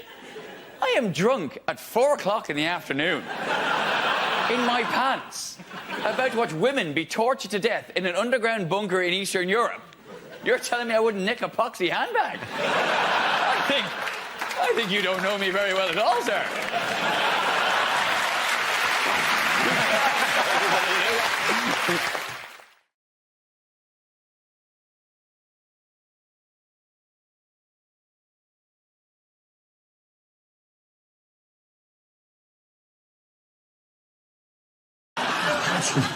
How did Farage upstage the new leader? What did he do? Oh, did he go swimming naked? He did go, yes. Well, pants on, skinny dipping, they've called it. It's a very odd celebration, though, isn't it? To celebrate leaving Europe by stripping off and swimming towards it. Yeah. I think... Serious suggestion here. Oh, yeah. Hello, by the way. I realise I haven't said hello to you today. Hello, James. Good to see you. Hello, good to see you all. My main point... I would like to compliment you on managing to find a jumper. This is the exact same colour as your hair. Thank you. It's very good. And my shirt. And your shirt. I'm working on my skin. I'm hoping this suit I can just be completely in mustard and then hide in Coleman's. To seem, you know, churlish, but can we return to the topic at hand? Absolutely. Can you remember what the topic was? It is illegal to be naked in public. Oh, so he is did. it? Yeah, I mean, you can't take all your clothes off. Yeah, and so. It is, yeah. Actually, of course it is. I think people are really. Why did I for a second doubt that? I apologise. You're like, is it? That's an interesting window on my views. Is this? What's wrong with you people? Just be relaxed. That's why we're all sitting behind desks. They're just bodies. But he really hasn't retired, has he? So he's been to America, hasn't he? And he's worked with Donald Trump, hasn't he? He has. He's appeared with Donald Trump. And in America, he's known as Mr. Brexit. Well, which Trump sounds like a sort of 1970s men's clothes shop to me. Where do you get your shirt? Mr. Brexit. In Malaysia, Mr. Brexit means vagina. Did you know that? What new challenge is Theresa May facing? Oh, there's a group. A group has been set up. Yes. I believe they're called Leave Means Leave. Yes, they are. And they're saying, we want Brexit now, hard Brexit. This whole thing feels like a really horrible game of would you rather, but they're both things you don't want. Like, would you rather have massive hands but they're not attached to your body, or tiny hands but they're strangling you? Wait, one of them means you're racist. Yeah. It's too hard. It must be so hard for it. It must be so stressful, so confusing. Because I tried to switch from BT Sports to Sky Sports, and I ended up crying and just having both. I think I might have an idea in terms of solving, basically, because half of the country want to leave and half of the country or slightly more want to stay. Why don't we do a Robbie, like, where we leave, but we come back for big concerts? Yes. So, like, everyone's OK about it, the fans are happy. When he does turn up, what a great surprise. But actually, most of the time, he's not in the band. So, but sort of unexpectedly. Yes. So they have, like, the European things where there's 27 of them around and they're all just swaying gently. Yeah. And then it's like, I would rather have big hands, but they're not attached to my body. That's that, ladies and gentlemen. Good.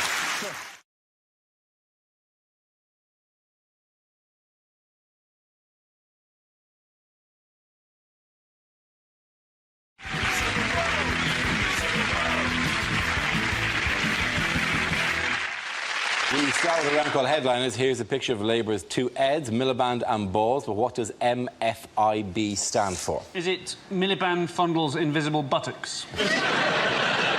Is Miliband so dull that the headline is, in fact, massive flag in background? Martian freak invades Britain? Is he apologising to Young Labour for their poll ratings, saying, my fault, innit, bruv? Is it just simply MFI bollocks? Why would they use that picture to randomly take on MFI? Two wooden characters. But if we're just going to go with ones that have nothing to do with the picture, why can't we just say, my fanny is burning? It's the sentence that goes with MFIB. By the look of the flag, he's trying to knock some sense into a BNP rally. Is he saying, Mo Farah is black? Mo Farah is British. I could understand him trying to convince him of that, but surely he doesn't have to convince even the BNP that Mo Farah is black. They are in serious denial. I mean, this summer has been very difficult for them. White man went very well in the 5,000 metres. What are you talking about? Or is it just quite simple? Is it man focuses in background? Is he trying to appeal to, you know, is he trying to show himself to be a bit more down to earth? And he's going, Mallorca, Faliraki, Ibiza, brilliant. Move to a correct answer, please. Mowgli's friend is Baloo. Is it Martin Freeman is Bilbo? No, it's not. I'll give the end answer Miliband. So Miliband something battle. Miliband fears irritating battle. No. Bowel. No. Irritable bowel. Not bowel. I think it's Miliband fights image battle. Very good. Thank you very much, Eugene. Here's a picture of everyone's favourite radical cleric, Abu Hamza, back in his heyday. But what does HFAT stand for? Is it high-fiving always trouble? Is it Hamza fantasises about thumbs? Is it look on the bright side? His feet are terrific. Is it Harvest Festival attracts troublemaker? No, it's holy F, a Teletubby. Is he reading an eye chart and going HFAT?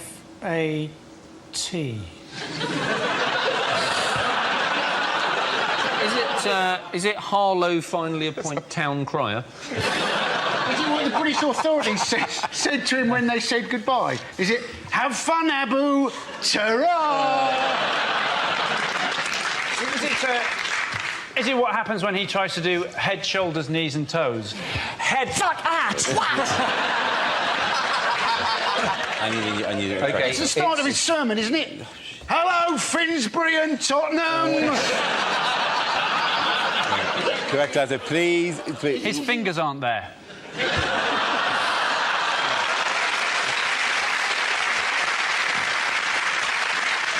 The H stands for Hamza. I think it's Hamza faces American trial, probably.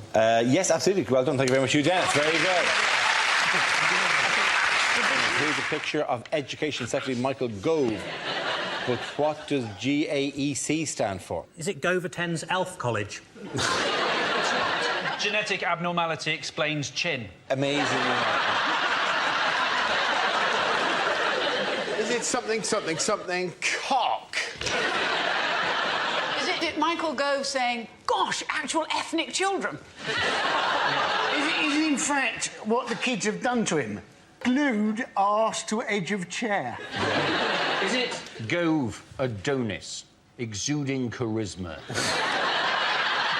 Is it adult literacy rates poor?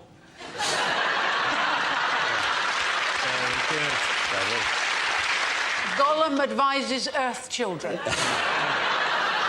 Is it Grindr adventure ends catastrophically?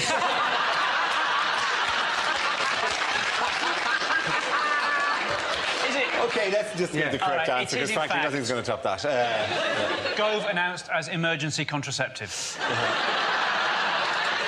Let's have the correct answer, please. It's going to be something about Gove announces exam change. Very good. Thank you very much.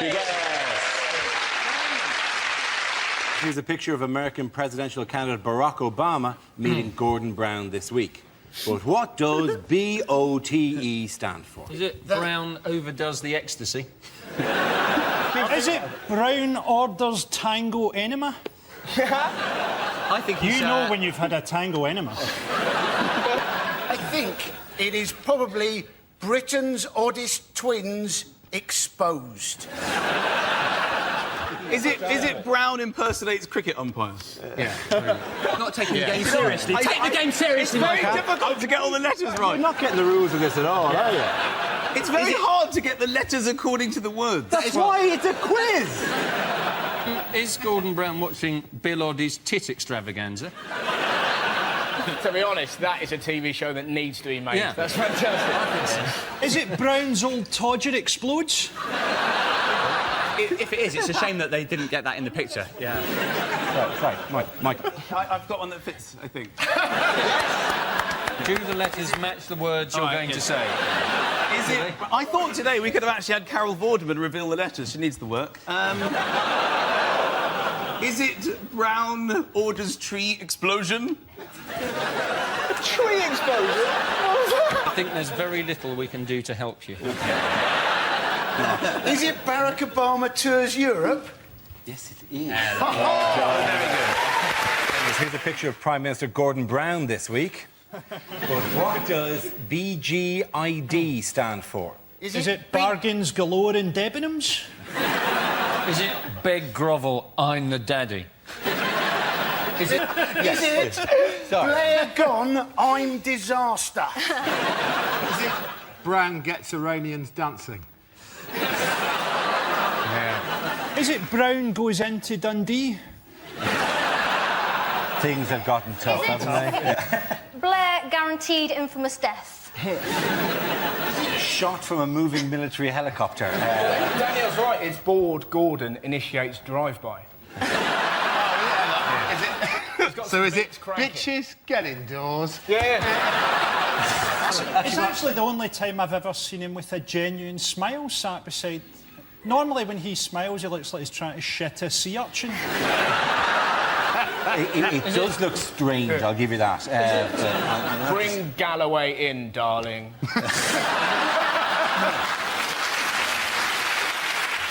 Is it Brown gives Iran deadline? Is it you go sensible now, suddenly. What's going on? I've never answered correctly in this ever. And now it makes you look like a points whore for some reason. You've suddenly decided to change. You've actually really thrown me there by going for the correct... Yeah. Yes, you're absolutely right. Frankly, you're absolutely correct. Our first round is called Headliners. I showed the teams a recent photo along with the initial letters of a newspaper headline. You know the rules by now. Here's a picture from this week's Conservative Party conference in Bournemouth. And what does TCSP stand for? Is it taxi? Chorus stupid people. Is it try creating some policies?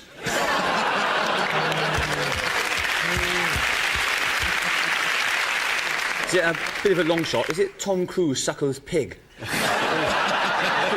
can't see what they're looking at, but there must be something interesting. I know I'd raise a hand to that.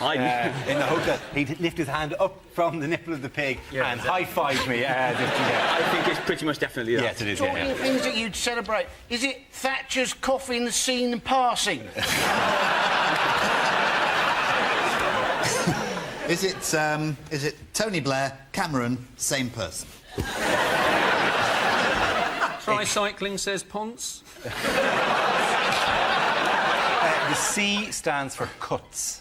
Cuts. Cuts. Tax cuts. Tax cuts. Suspect package, is that it? No, not tax. Two news stories slammed together. Tax cut, suspect package. I was writing about tax cuts, but then I saw this bag. I don't know who owns it. This is more important than any tax cut. I'm going to write about this story, Is it tax cuts split party? That's exactly what it is. The answer I was looking for was tax cuts split party. It refers to the row at this week's Conservative Party conference after David Cameron and his shadow Chancellor George Osborne refused to give in to demands from party members for tax cuts. Here's a picture of His Holiness Pope Benedict XVI. So what does PSOM stand for? Yes, of course, shouldn't it be PTROCDISAM? Which would stand for? Pope takes role of Cameron Diaz in Something About Mary. Is it Pope surely overdoes moose? Please switch off magnets.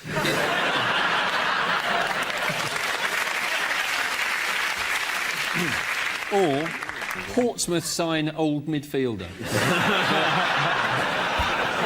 The P obviously does stand for Pope. I'll give you that. Thanks very much for that. Thank you. Is he on a hen night? It just looks like he's wearing, you know, those angels' wings that are awfully popular on a... It's his last night as a free man, is that what you're saying? Maybe in an attempt to reach out, he's claimed that Pope sort of Muslim. You know, I'm quite keen on keeping the women down, you know.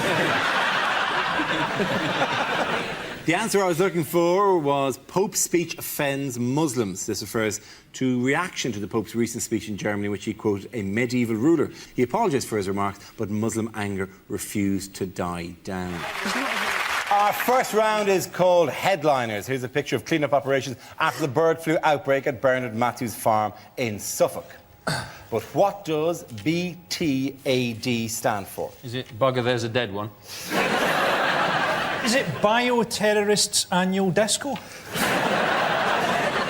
Is it BBC Terminate Anton Deck? Is it best to avoid drumsticks? The T, I'll give you a clue, stands for Turkey. British turkeys are doomed! Probably... Well, turkeys are destroyed, I would reckon. But what the B? Bilious? Billions? British? British. Very good. British well done, turkeys. Hugh. By a process of going through every word beginning with B, Hugh has correctly identified the answer. Let us applaud him. Here's a picture of Prime Minister Gordon Brown with his immediate predecessor, Tony Blair. But what does BMCB stand for? Is it Brown's Mental Complete Breakdown? or is it just Britain's Mr. Charisma Bypass? Is it Blair makes chimp body pop? Is it Brown's man boobs captivate Blair? Is it Blundering Morons Crucifixion Begins?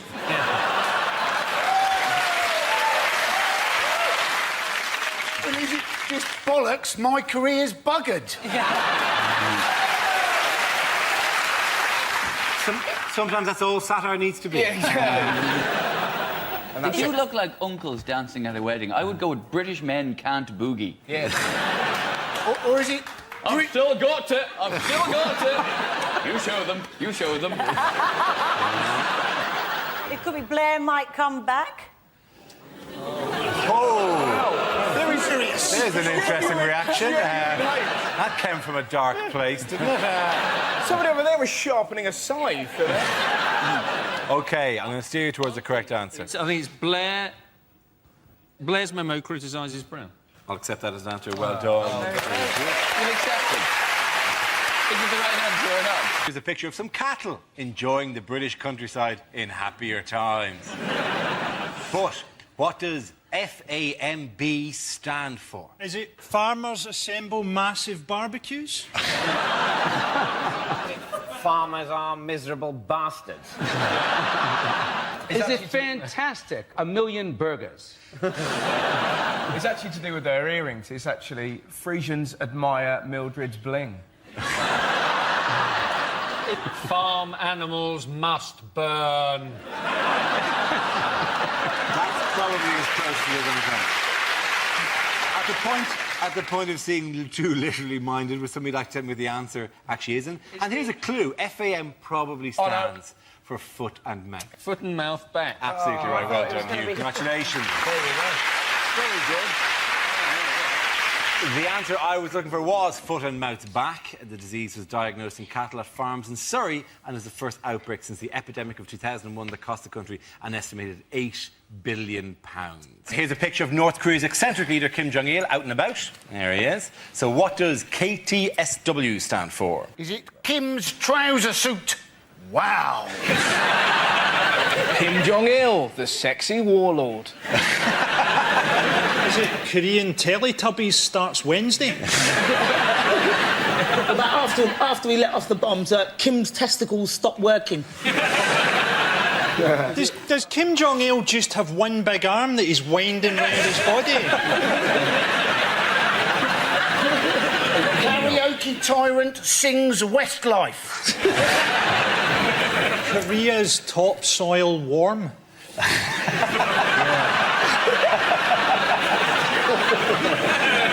I was thinking Kremlin Taylor supplies wardrobe.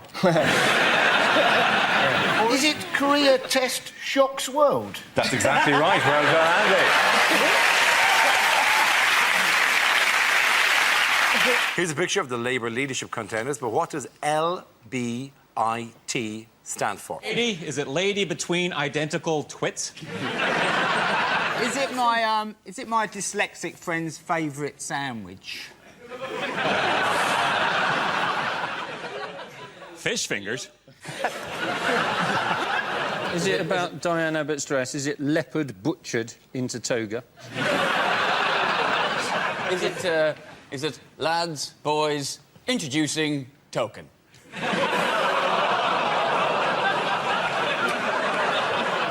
Politics there? Politics there? On a similar note, liking Blair is treason. On a funnier note, You've got to back it up now. is it, look, Barack initiated this.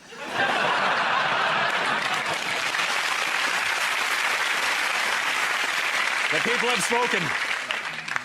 Are they going for the youth vote? Is it Labour blinging in it ting? Is it an advert? Is it L'Oreal because I'm turgid? Is it to do with the white streak in David Miliband's hair? Is it, look, it's a badger, I'm telling you? Anyone know what the correct answer is? I'm looking at... Well, on the left there, they've got red ties, and on the right, they've got blue. I'm thinking Labour becoming increasingly Tory.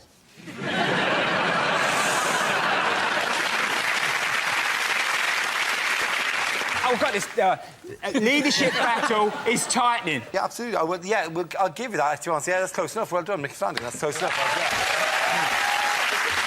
The answer I was leadership battle increasingly tight. Here's a picture of Defence Secretary Liam Fox and the Prime Minister on a recent trip. But what does FSRC stand for? Is it, in fact, the 4 words that describe the pair of them? Feckless, spineless, reckless, clueless.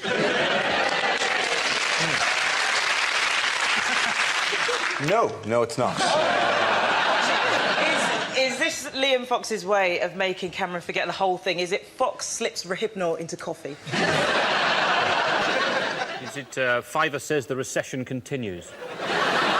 Is it outside the window, frankly, Stevenage requires camouflage?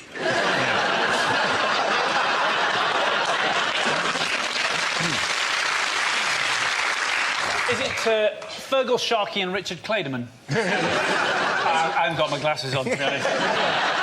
Is it a professional qualification? Are they both fellows of the Society of Right Cocks? So we're just going for abuse now, are we? Is it Frank Spencer and Roy Castle? Not recognising them. Somebody tell them who they actually are, and we can save a lot of time. OK, is it Frank Sinatra and Ray Charles? If I give you a clue, it's not just 2 names of any random people that begin FS and RC. Quite simply, is it Fox's sake resign? Come on.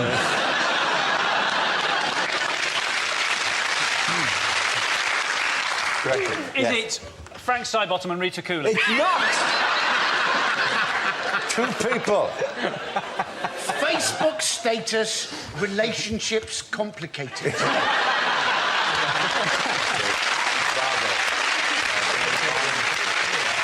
OK.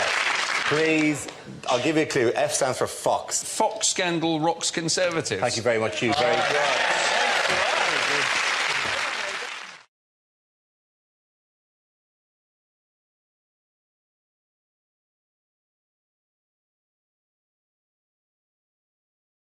Now we come to scenes we'd like to see. So if everyone can make their way over to the performance area, please.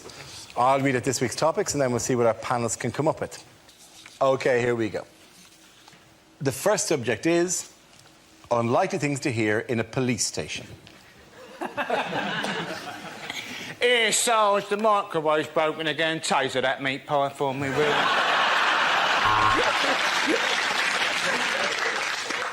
I know it's unlikely, but I don't suppose anybody has handed in Colonel Gaddafi, have they? I noticed the burglar making his escape.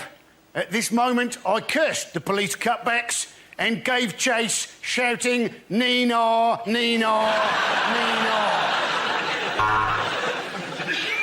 All units, be on the lookout for a purple Renault Clio. Registration number, Saffron Doily 22, Bongella Chrysanthemum. Hiya! No, we didn't manage to evict many of them, Sarge, but the good news is I got some lucky heather. No, I've not come to report a crime. It's just that I really missed the bill, so I thought I'd pop in for an hour.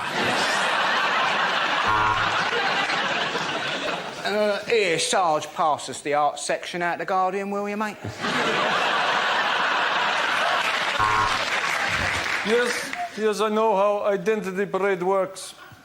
That's her! That's her! That's the woman I robbed.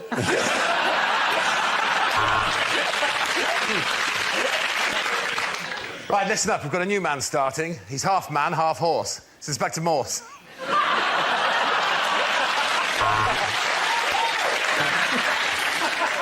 Yes, our new 50-inch plasma screen TV. It is rather nice, isn't it? Well, if you can't beat 'em, eh?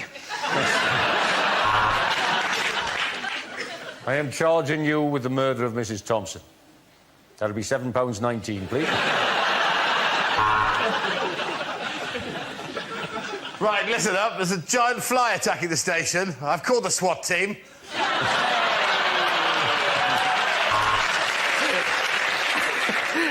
Thank God you've arrived, officer. Some bloke just jumped into the boot of my car and shot himself 14 times. Yeah, we got the tox report back. Turns out they go straight after the ticks. I was about to arrest her, Sarge, but to be honest, my bottle went because she shouted out, "I put a curse upon you! Okay.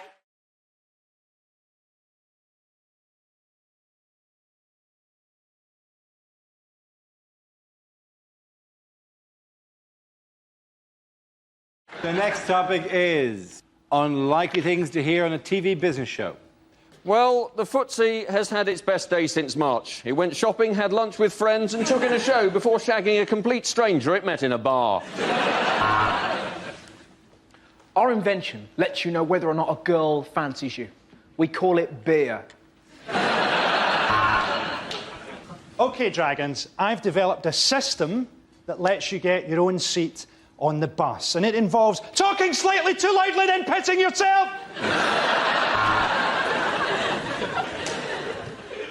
This morning, I'm asking for £500,000. And with that, I will buy 500,000 lottery tickets.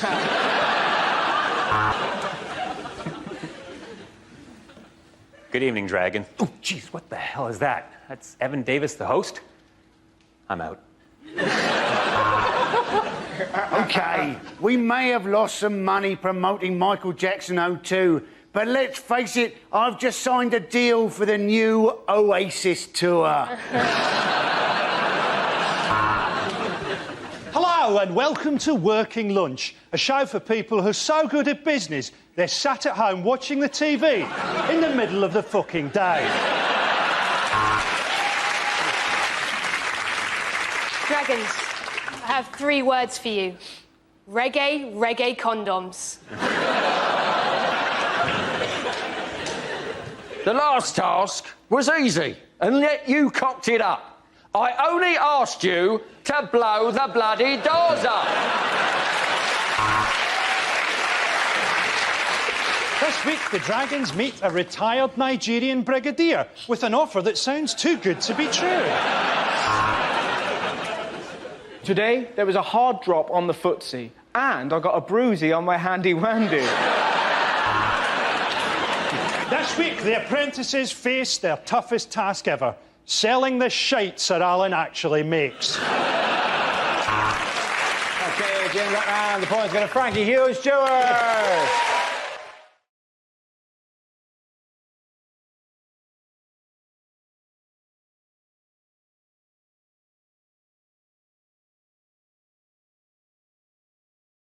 OK, here we go. The first subject is nationality. Who wants to come in on that? I'll take it. Jared. Like most of you, I've got a nationality. I'm from New Zealand, and the thing is, growing up in New Zealand was pretty tough. It's pretty tough, especially with the name Jared Christmas. That's my real name. Jared is spelled J-A-R-R-E-D. Thanks, Mum and Dad, that's Jard. Cheers for the double whammy of Christmas as well. Woo! High school was a treat. For a whole year, I had a teacher. Whenever she was calling the register in the morning, I was never allowed to go, hi, hello, I'm here, good to see you. No, every morning it was Anders, present, Brown, present, Christmas. But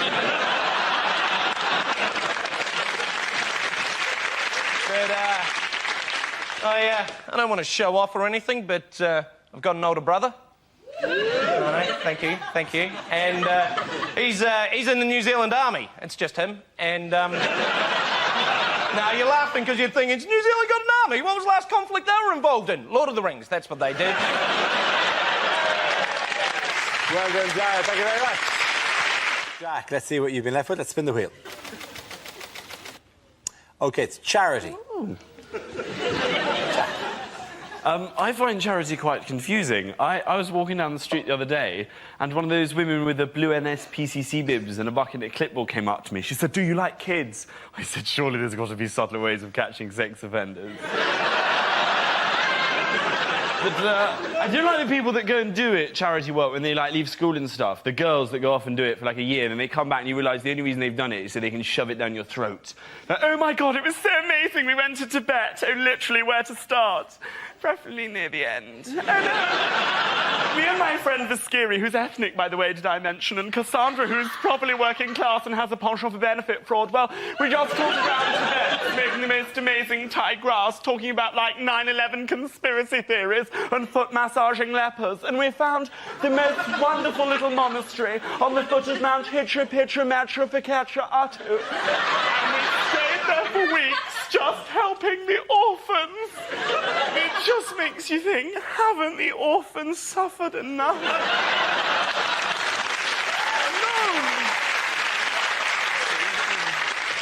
I did it, though. I did a bit of charity work once. On my gap year, I went and did a little bit of volunteer work in a special needs school for children, and just playing games with them, football, tennis, and it does genuinely make you feel really good inside, because you always win. Well done. At the end of that round, the points go a little bit of it.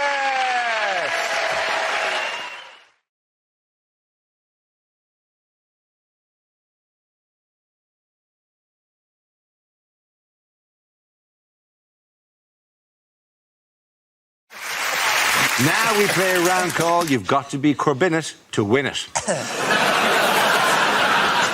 This game involves Nathan Caton and Ed Gamble, so if you could make your way to the performance area, please. This round is a stand-up challenge. I launched a wheel of news, and whoever chooses to stop, one of our performers must step forward and talk about that subject. OK, here we go. Let's spin the wheel. And the first topic is home life. Nathan. Yeah, I could talk about home life. I still live at home with my mum still. Thanks for the judgmental silence. Yeah, I live at home.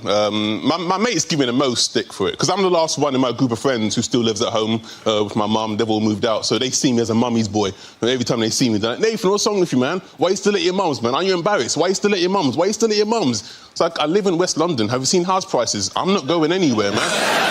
If anything, I'm looking at my mum thinking, when are you going to bloody leave? Clinging on, let it go, woman. She's going to slap the black off me when she sees this. So, yeah, I like peace and quiet. Although, to be honest, at home, I'm not getting a lot of peace and quiet at the moment, mainly because of my mum and my stepdad. They got married quite recently. And I'm happy for my mum. You know, she found happiness. She deserves it. However, at the moment, they're going through that honeymoon phase where they're having sex all the time. Yeah, it is bloody disturbing, man. Because my bedroom is, like, right next door. So, like, every time they do it, I hear everything. Like, a few Saturdays ago, right? It's late at night, I'm about to go to sleep. From next door, I can hear my stepdad going, oh, yes, oh, yes, oh, yes, oh, yes, oh, Lord, say something nasty, say something nasty, say something nasty. So I screamed out, you're not my real dad! Thank you very much, Reverend Denton. OK, that leaves us with Ed. Let's see what topic you've been left with. And the topic is diet. I hope this isn't just a hint that I need to lose weight. Because I've lost quite a lot of weight recently. Anyway, I've lost about 6 stone in the last 3 years. Cheers, guys, thanks. I mean, no.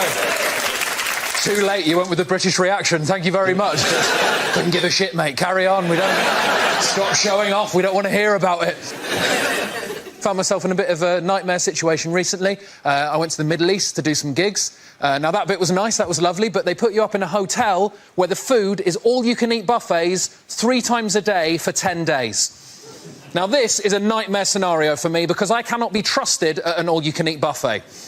Sometimes I don't even remember the buffet bit. All I remember is picking up a plate and I'll wake up 6 hours later covered in rice and sauce. And I can't theme a buffet. I can't theme a buffet either. I won't pick up a plate and go, oh, I'll have some rice, I'll have some curry. Well done, Ed, you've made yourself an Indian meal. Won't do that. I'll get a plate, I'll get a spoon, and I'll run along the full line of trays, just scraping food from every nation onto it until I've got some sort of plate Pangea, just an unidentifiable mass, just Spanish food, Japanese food, Chinese food, Indian food, coffee, sushi, just horrible. Just wedge my face into it, everyone going, is that man all right? Don't look at me! I'm having a buffet! Just food from all over the world. My body for 10 days had no idea where I was on this planet. I went for a shit 3 days in, a UN flag came out. Well done. Jenna and Porter. Ed Gamble! Come on back.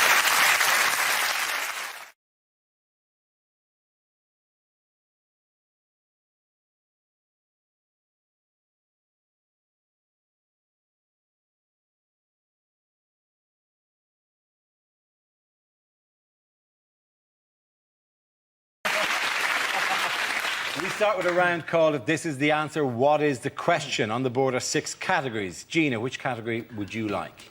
Entertainment news. OK, entertainment news. The answer is 50 nights. What is the question? Is it how long does it take me to successfully build an IKEA wardrobe?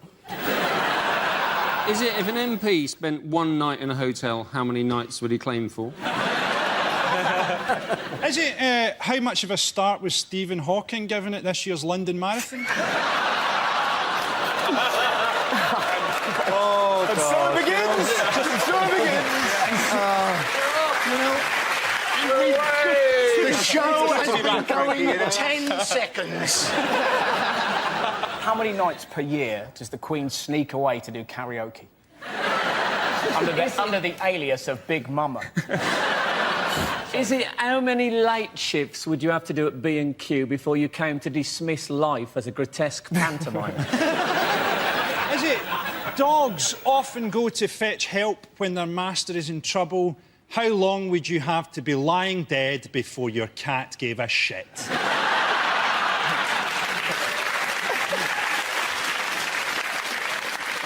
How long has Jackie Smith's husband been sleeping in the conservatory? Is it how long would it take Nick Park to film a Wallace and Gromit porno? Is it... Yeah, I like that. Only working at night. How long did it take Lady Gaga to perfect tucking her penis between her legs?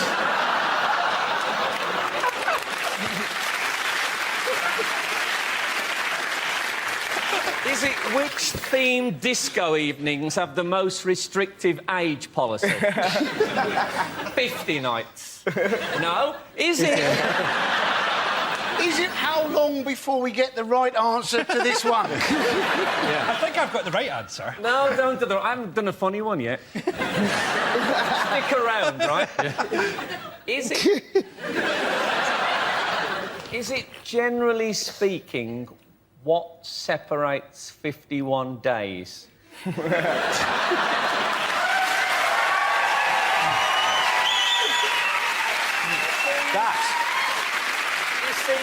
you don't have to be rude. Is it the number of nights that Michael Jackson was going to play the O2 Arena? It is, of course, absolutely. Thank you very much, Dan. The question I was looking for was, how many nights was Michael Jackson due to perform at London's O2 Arena before his recent death? This is the news of the King of Pop. The news of the King... You have heard this, I presume, somewhere. This is the news of the King of Pop. Michael Jackson is dead. The 50-year-old star died suddenly following a cardiac arrest and was just weeks away from his This Is It tour in London. His death has left millions of fans in mourning. One devastated fan said, "I was at Disneyland when I heard he died. I didn't want to believe it. It was only when Mickey Mouse confirmed it to me that I accepted it." You know how in the future everyone will say, "Oh, do you remember where you were when Michael Jackson died?" Almost everybody will be able to answer, "I was texting a joke about Michael Jackson." Even the doctor that was announcing that he died had a look across his face like, "I've got one." He touched millions of fans. People are going to love this. But you could just... There was a bloke on the radio, I was listening on 5 Live or something, he said, brilliant, he said, "I'm really glad that he didn't do those 50 nights at the O2 because I think they would have killed him." People reacted to his death very differently, didn't they? I mean, like Jermaine Jackson was on the news saying that he wished that he'd died instead. Do you see that? Yeah. And I reacted differently. I wished that he'd died as well. There are, now that he's dead, 13 singles in the top 40. So the Spice Girls, they know what they've got to do, don't they? Now we play a round called Don't Stop Till You Get a Laugh. This game involves Frank, Andy, Frankie and Russell, so if you could make your way to the performance area, please. This is where we test our performers' stand-up skills. We spin our news generator, it settles on a topic, and anyone can volunteer jokes about the chosen subject. The winners are the people I judge who produce the funniest stuff, OK? Here we go. Let's spin the wheel. First topic is parenting. Who wants to come in on that? Andy Parsons. Getting quick. You may have seen that there was a woman gave birth recently who was 72 years old. That's not right, is it? You don't want to be a kid struggling to walk to find out your mum's in exactly the same state.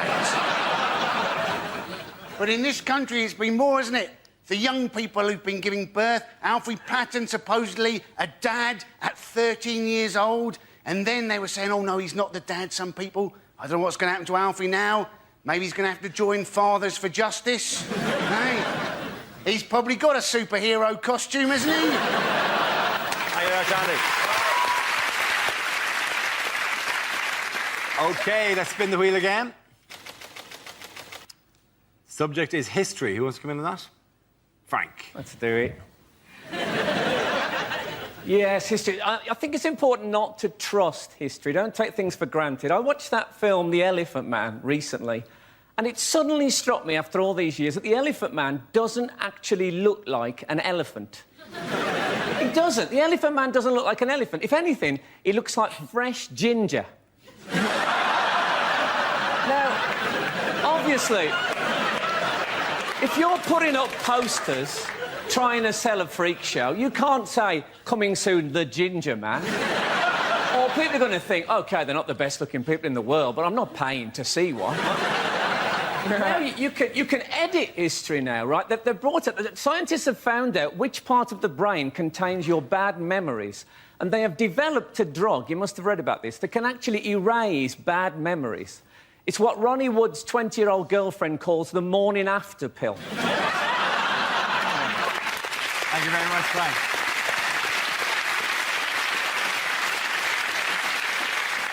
That leaves us with Frankie and Russell. Let's spin the wheel. Next topic is Britain's Got Talent. Frankie.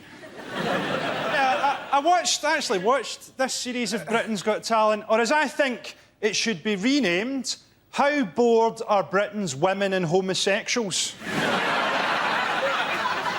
Susan Boyle to me looks like Gordon Brown playing Mrs. Doubtfire.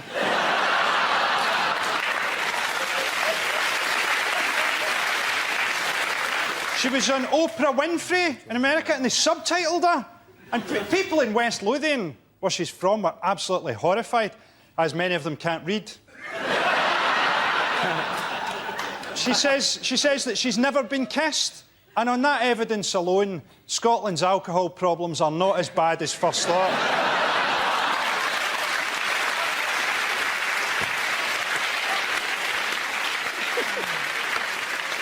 OK, let's see what Russ has been left with. Let's spin the wheel. OK, the topic is human behaviour. Some things you can't help doing. Do you find this? Like, if you get a cold can of Diet Coke, it's not enough for you to go, that is freezing. You have to find somebody you love and put it on their face. You can't... You don't do that with any other food. This soup's boiling in your eyes, but... For some reason, you become a fizzy torture. All right, Mum, Fanta to the knee! We're all fairly peculiar. Sometimes you think weird thoughts. I was in Tesco the other day. I was offered a bag for life, and I found myself going, I can't commit to that. You know? I don't know what bags are going to be like in the future. I feel like a tool if I got a plastic one in 2024. People go, I've got a new bag. It packs itself and speaks Spanish. Piece of shit. What can you do? I can suffocate a child. That's all you're good for. He can speak Spanish. I can hurt your hands on long journeys. Very good. Well done, Russell. Points there go to Andy and Russell.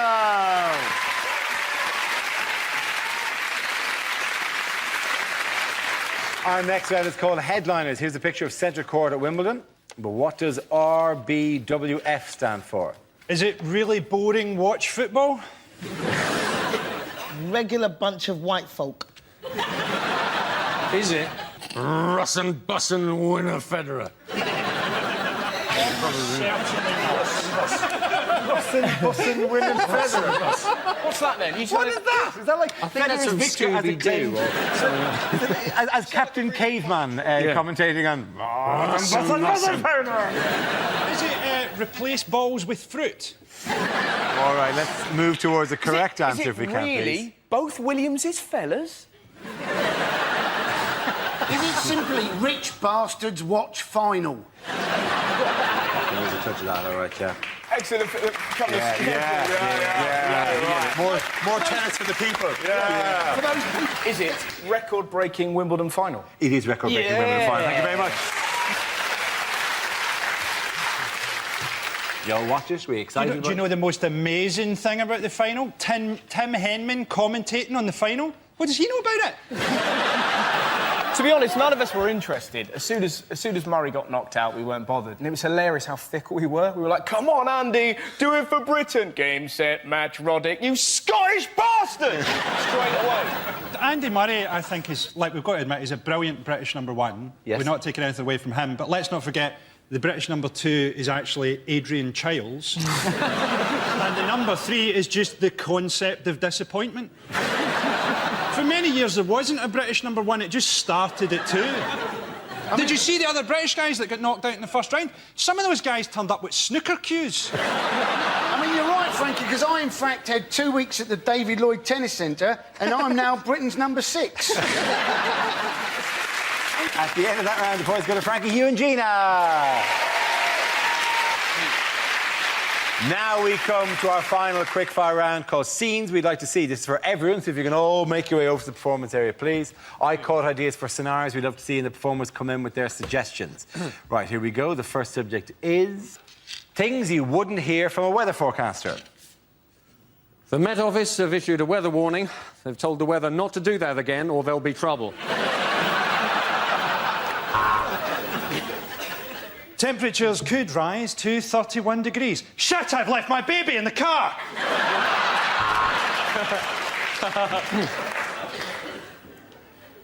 A hurricane tonight will be caused by low pressure and God's hatred of homosexuality.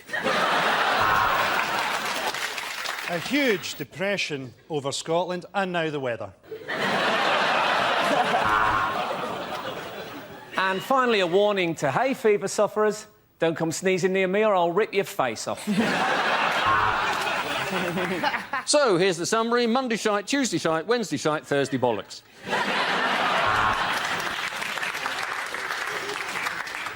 The humidity's rising, the barometer's going low. Tonight, for the first time, just about 10:30, It's going to start raining men.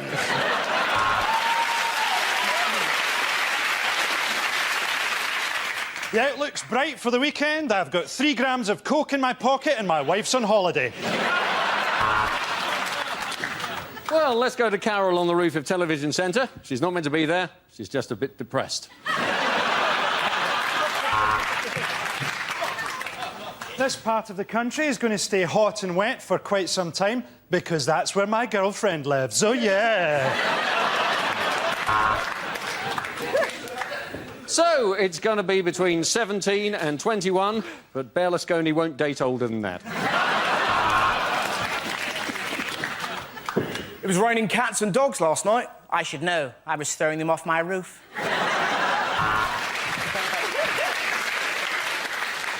What are you watching me for? Look out the fucking window. It's going to be cloudier tonight. I love those German birds. What do you care what the weather's going to be like? You look shit in all your clothes. The next topic is deleted lines from Star Trek. Kirk to Enterprise. OK, how about if I stand over here?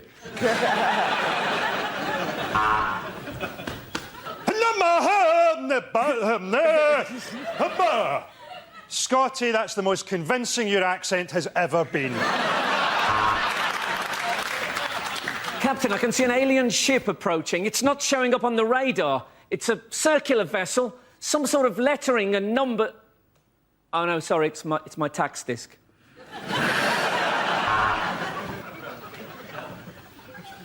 I have no emotion. My mother was a Vulcan. My father was Gordon Brown. All right, which one of you ate my Scotch egg? This is the Federation of Gay Planets. Open your docking bay and prepare to be boarded. Tell you what, Spock, your towel is a lot softer than mine. Captain's log. Just seen some aliens. OMG. WTF. LOL. Smiley face. Who are these terrifying aliens? You can't call them that anymore, Captain. It's Uhuru and Sulu. Welcome to the SS Enterprise, Mr. Eccleston.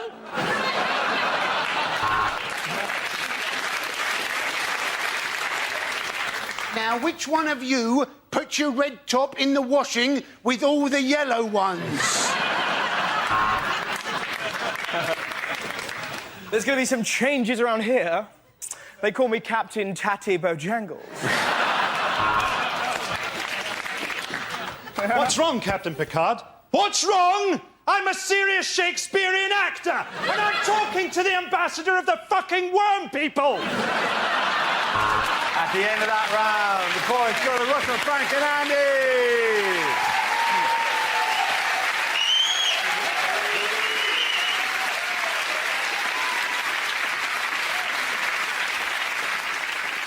That's the end of the show. This week's winners are Andy Parsons, Frank Skinner and Russell Howard.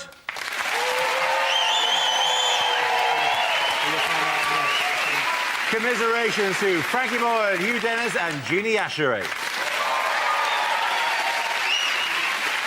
Thank you for watching. I'm Dara Breen. Good night.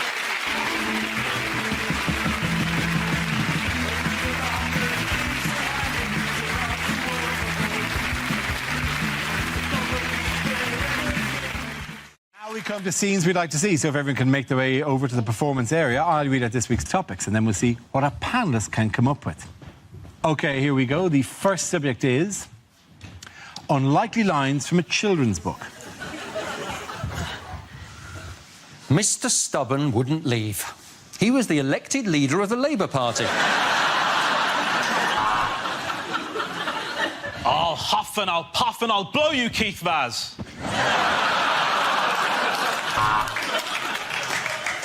As Noddy looked at his new friends, Rampant Rabbit and Linda the Love Egg, he realised he was in a very different kind of toy town.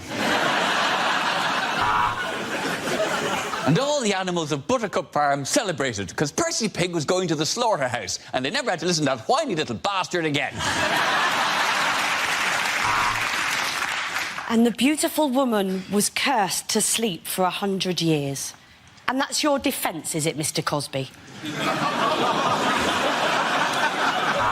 She didn't do it. Don't boo her.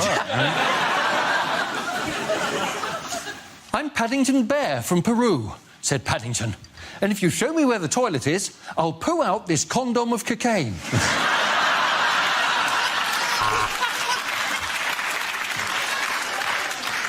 It's the absolutely horrific follow-up to Netflix and Chill. Swallows and Amazons. And was there a happy ending? Well, the prince did love massage parlours. I will never tell you my name. You will have to guess my name, said Rumpelstiltskin, really holding up the queue at Starbucks. From under the bridge came the voice of the troll. Where? Women can't be Ghostbusters, send!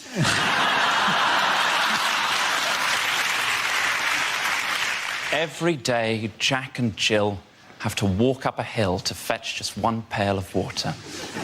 But for just £5 a month... Oh, it wasn't a giant peach after all, thought James, as he watched the big friendly giant put on his swimming trunks.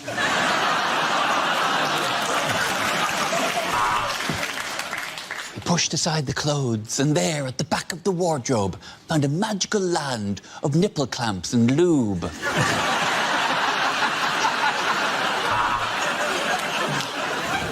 There's an Indian in the cupboard. I think he's hiding from UKIP.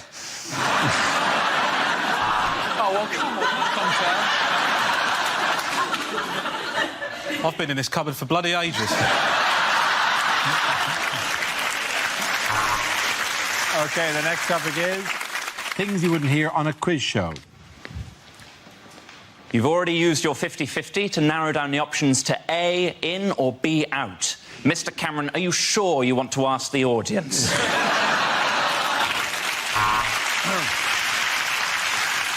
Well, in that round on sexually transmitted diseases, you passed on 4.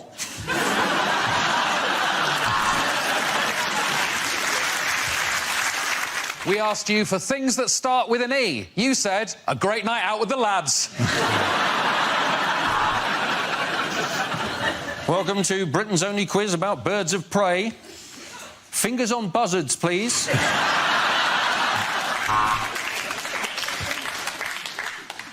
Here at the Chase, we just want to reiterate that our Chase is not called the Dark Destroyer for any ethnic reasons. Now, please, could you welcome our new chaser, Raj the Head Wobbler Patel. So the final round on OAP quiz is sudden death. Boom! Welcome to Eggheads. Well, we couldn't call it smug pricks, could we?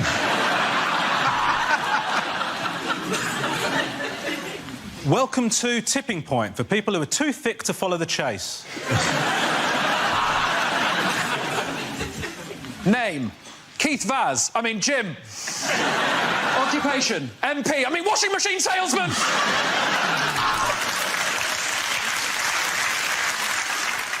I'm afraid we're going to have to take your first answer, so let's see if the capital of Azerbaijan is fuck if I know.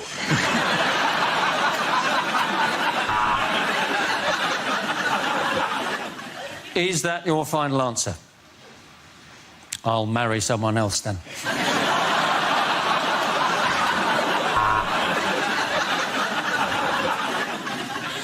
Well, at the end of this week's episode of University Challenge, the scores are Durham 170, Exeter 145. But, of course, the real winner is Ivo's dad, Hugh at home, who got 2 questions right and is going to bang on about it for the rest of the bloody week.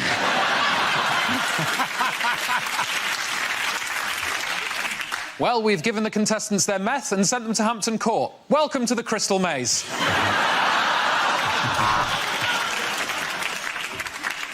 My chosen specialised subject, your wife. Yeah, you heard me.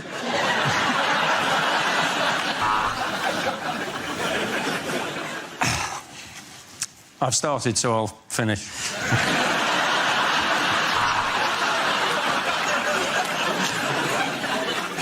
Well, that was the banker, and he says he thinks you're going to accept this deal because in his box is your wife. Well, today it's Kelly Brook and Joey Essex versus Stevens Hawking and Fry. This is fucking pointless. At the end of that round, the points go to rubbish Ed and Ivo.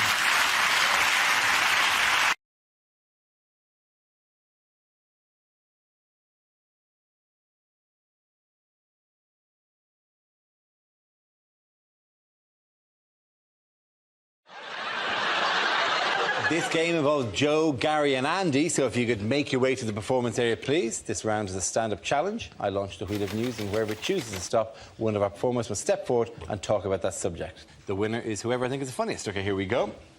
The first subject is... sport. Who wants to go with that? Andy Parsons. So, it was the Olympic parade last week. It's great seeing it live. Obviously, I had to keep a certain amount of a low profile in the crowd because I was throwing a sickie from work at the time.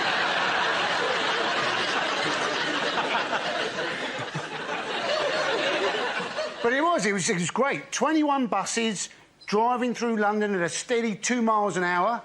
So very like a normal day in London, really. There was an embarrassing moment, though, when one of the conductors rang the bell on the bus and then got the shit kicked out of him by the blind football team. And I realised, actually, that I could get into any sport during the Olympics. The only sport I couldn't actually get into, dressage. Watching a horse walk and then reverse. They call it horse ballet. I don't think anybody would go and see ballet if it was just some bloke walking a bit quicker, slowing down a bit, stopping, bowing, and then pissing off. And secondly, not many people go to ballet anyway because it's shit. Thank you very much, Andy Parsons. OK, let's see what the next subject is. And it's the internet. Who wants to come up? Joe. The internet. You know when you buy things on Amazon and they have recommendations? You know, like the person who purchased this also purchased this. I was thinking I would like to hack into Amazon and put up my own recommendations. So, like, the customer who purchased My Story by Danny Minogue also purchased a length of rope and a wobbly chair.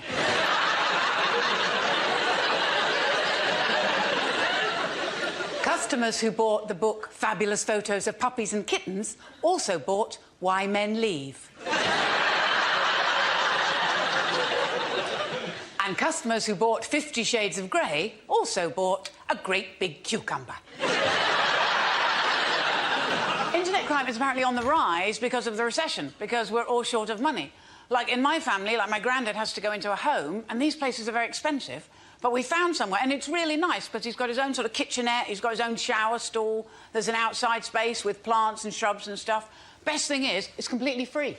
We've left him in home base.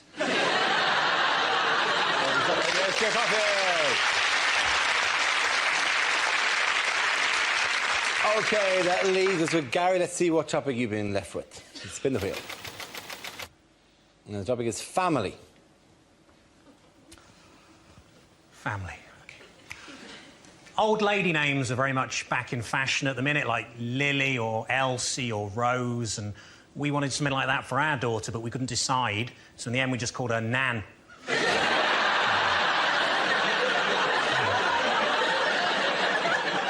I told her she'll grow into it.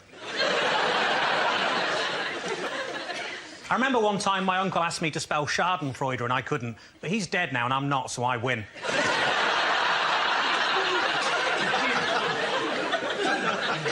My cousin always introduces himself as Stephen with a PH, and that's because he's slightly acidic.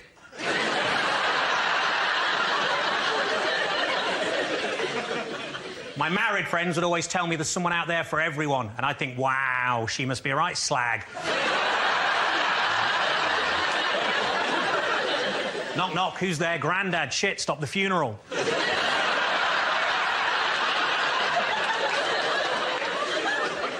Grandad asked me how to print on his new computer. I said, just Control-P. He said, I haven't been able to do that for years.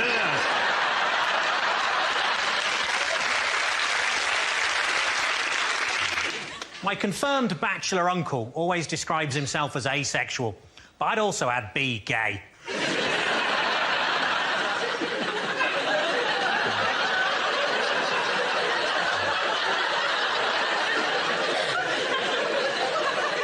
As a child, I was always told that if I touched myself down there, God was watching, but it turned out it was just Uncle Peter. Thank you. Well done. Point to the lady. I'm going to go to the lady. Come on back.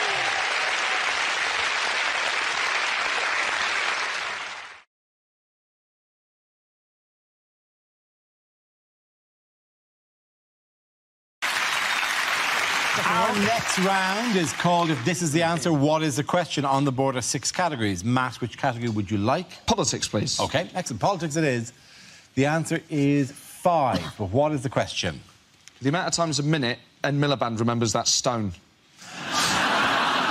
Is it, if I've got a tenner and want to book a boy band for my wedding, who can I afford? Everybody get up. Is it what does Nigel Farage regard as an acceptable level of immigration? Is it how many snazzy ties did I try on before the show?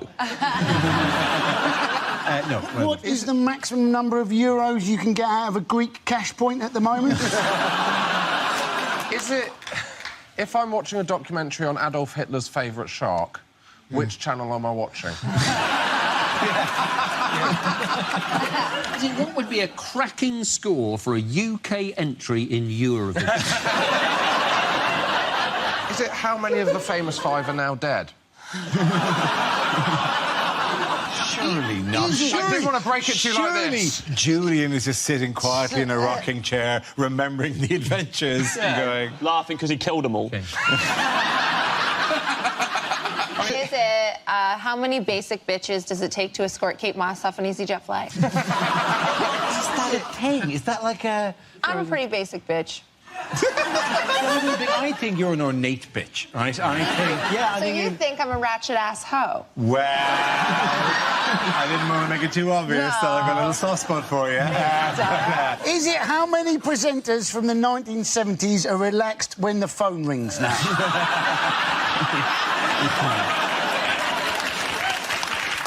Is it how many names are currently written on Taylor Swift's blank space? Is it as a... I know it's a song. I know Taylor Swift. You know Taylor Swift? You know Taylor Swift. Is this what we do? If ever we mention any band and you're going to do an impression? No, that's not what's going to happen here. Is it Kate Bush? So one quick impression. The Village People. NWA. I think it is how many candidates are there in the Labour leadership? Absolutely right. Thank you very, very much, Hugh. Yes. Correct.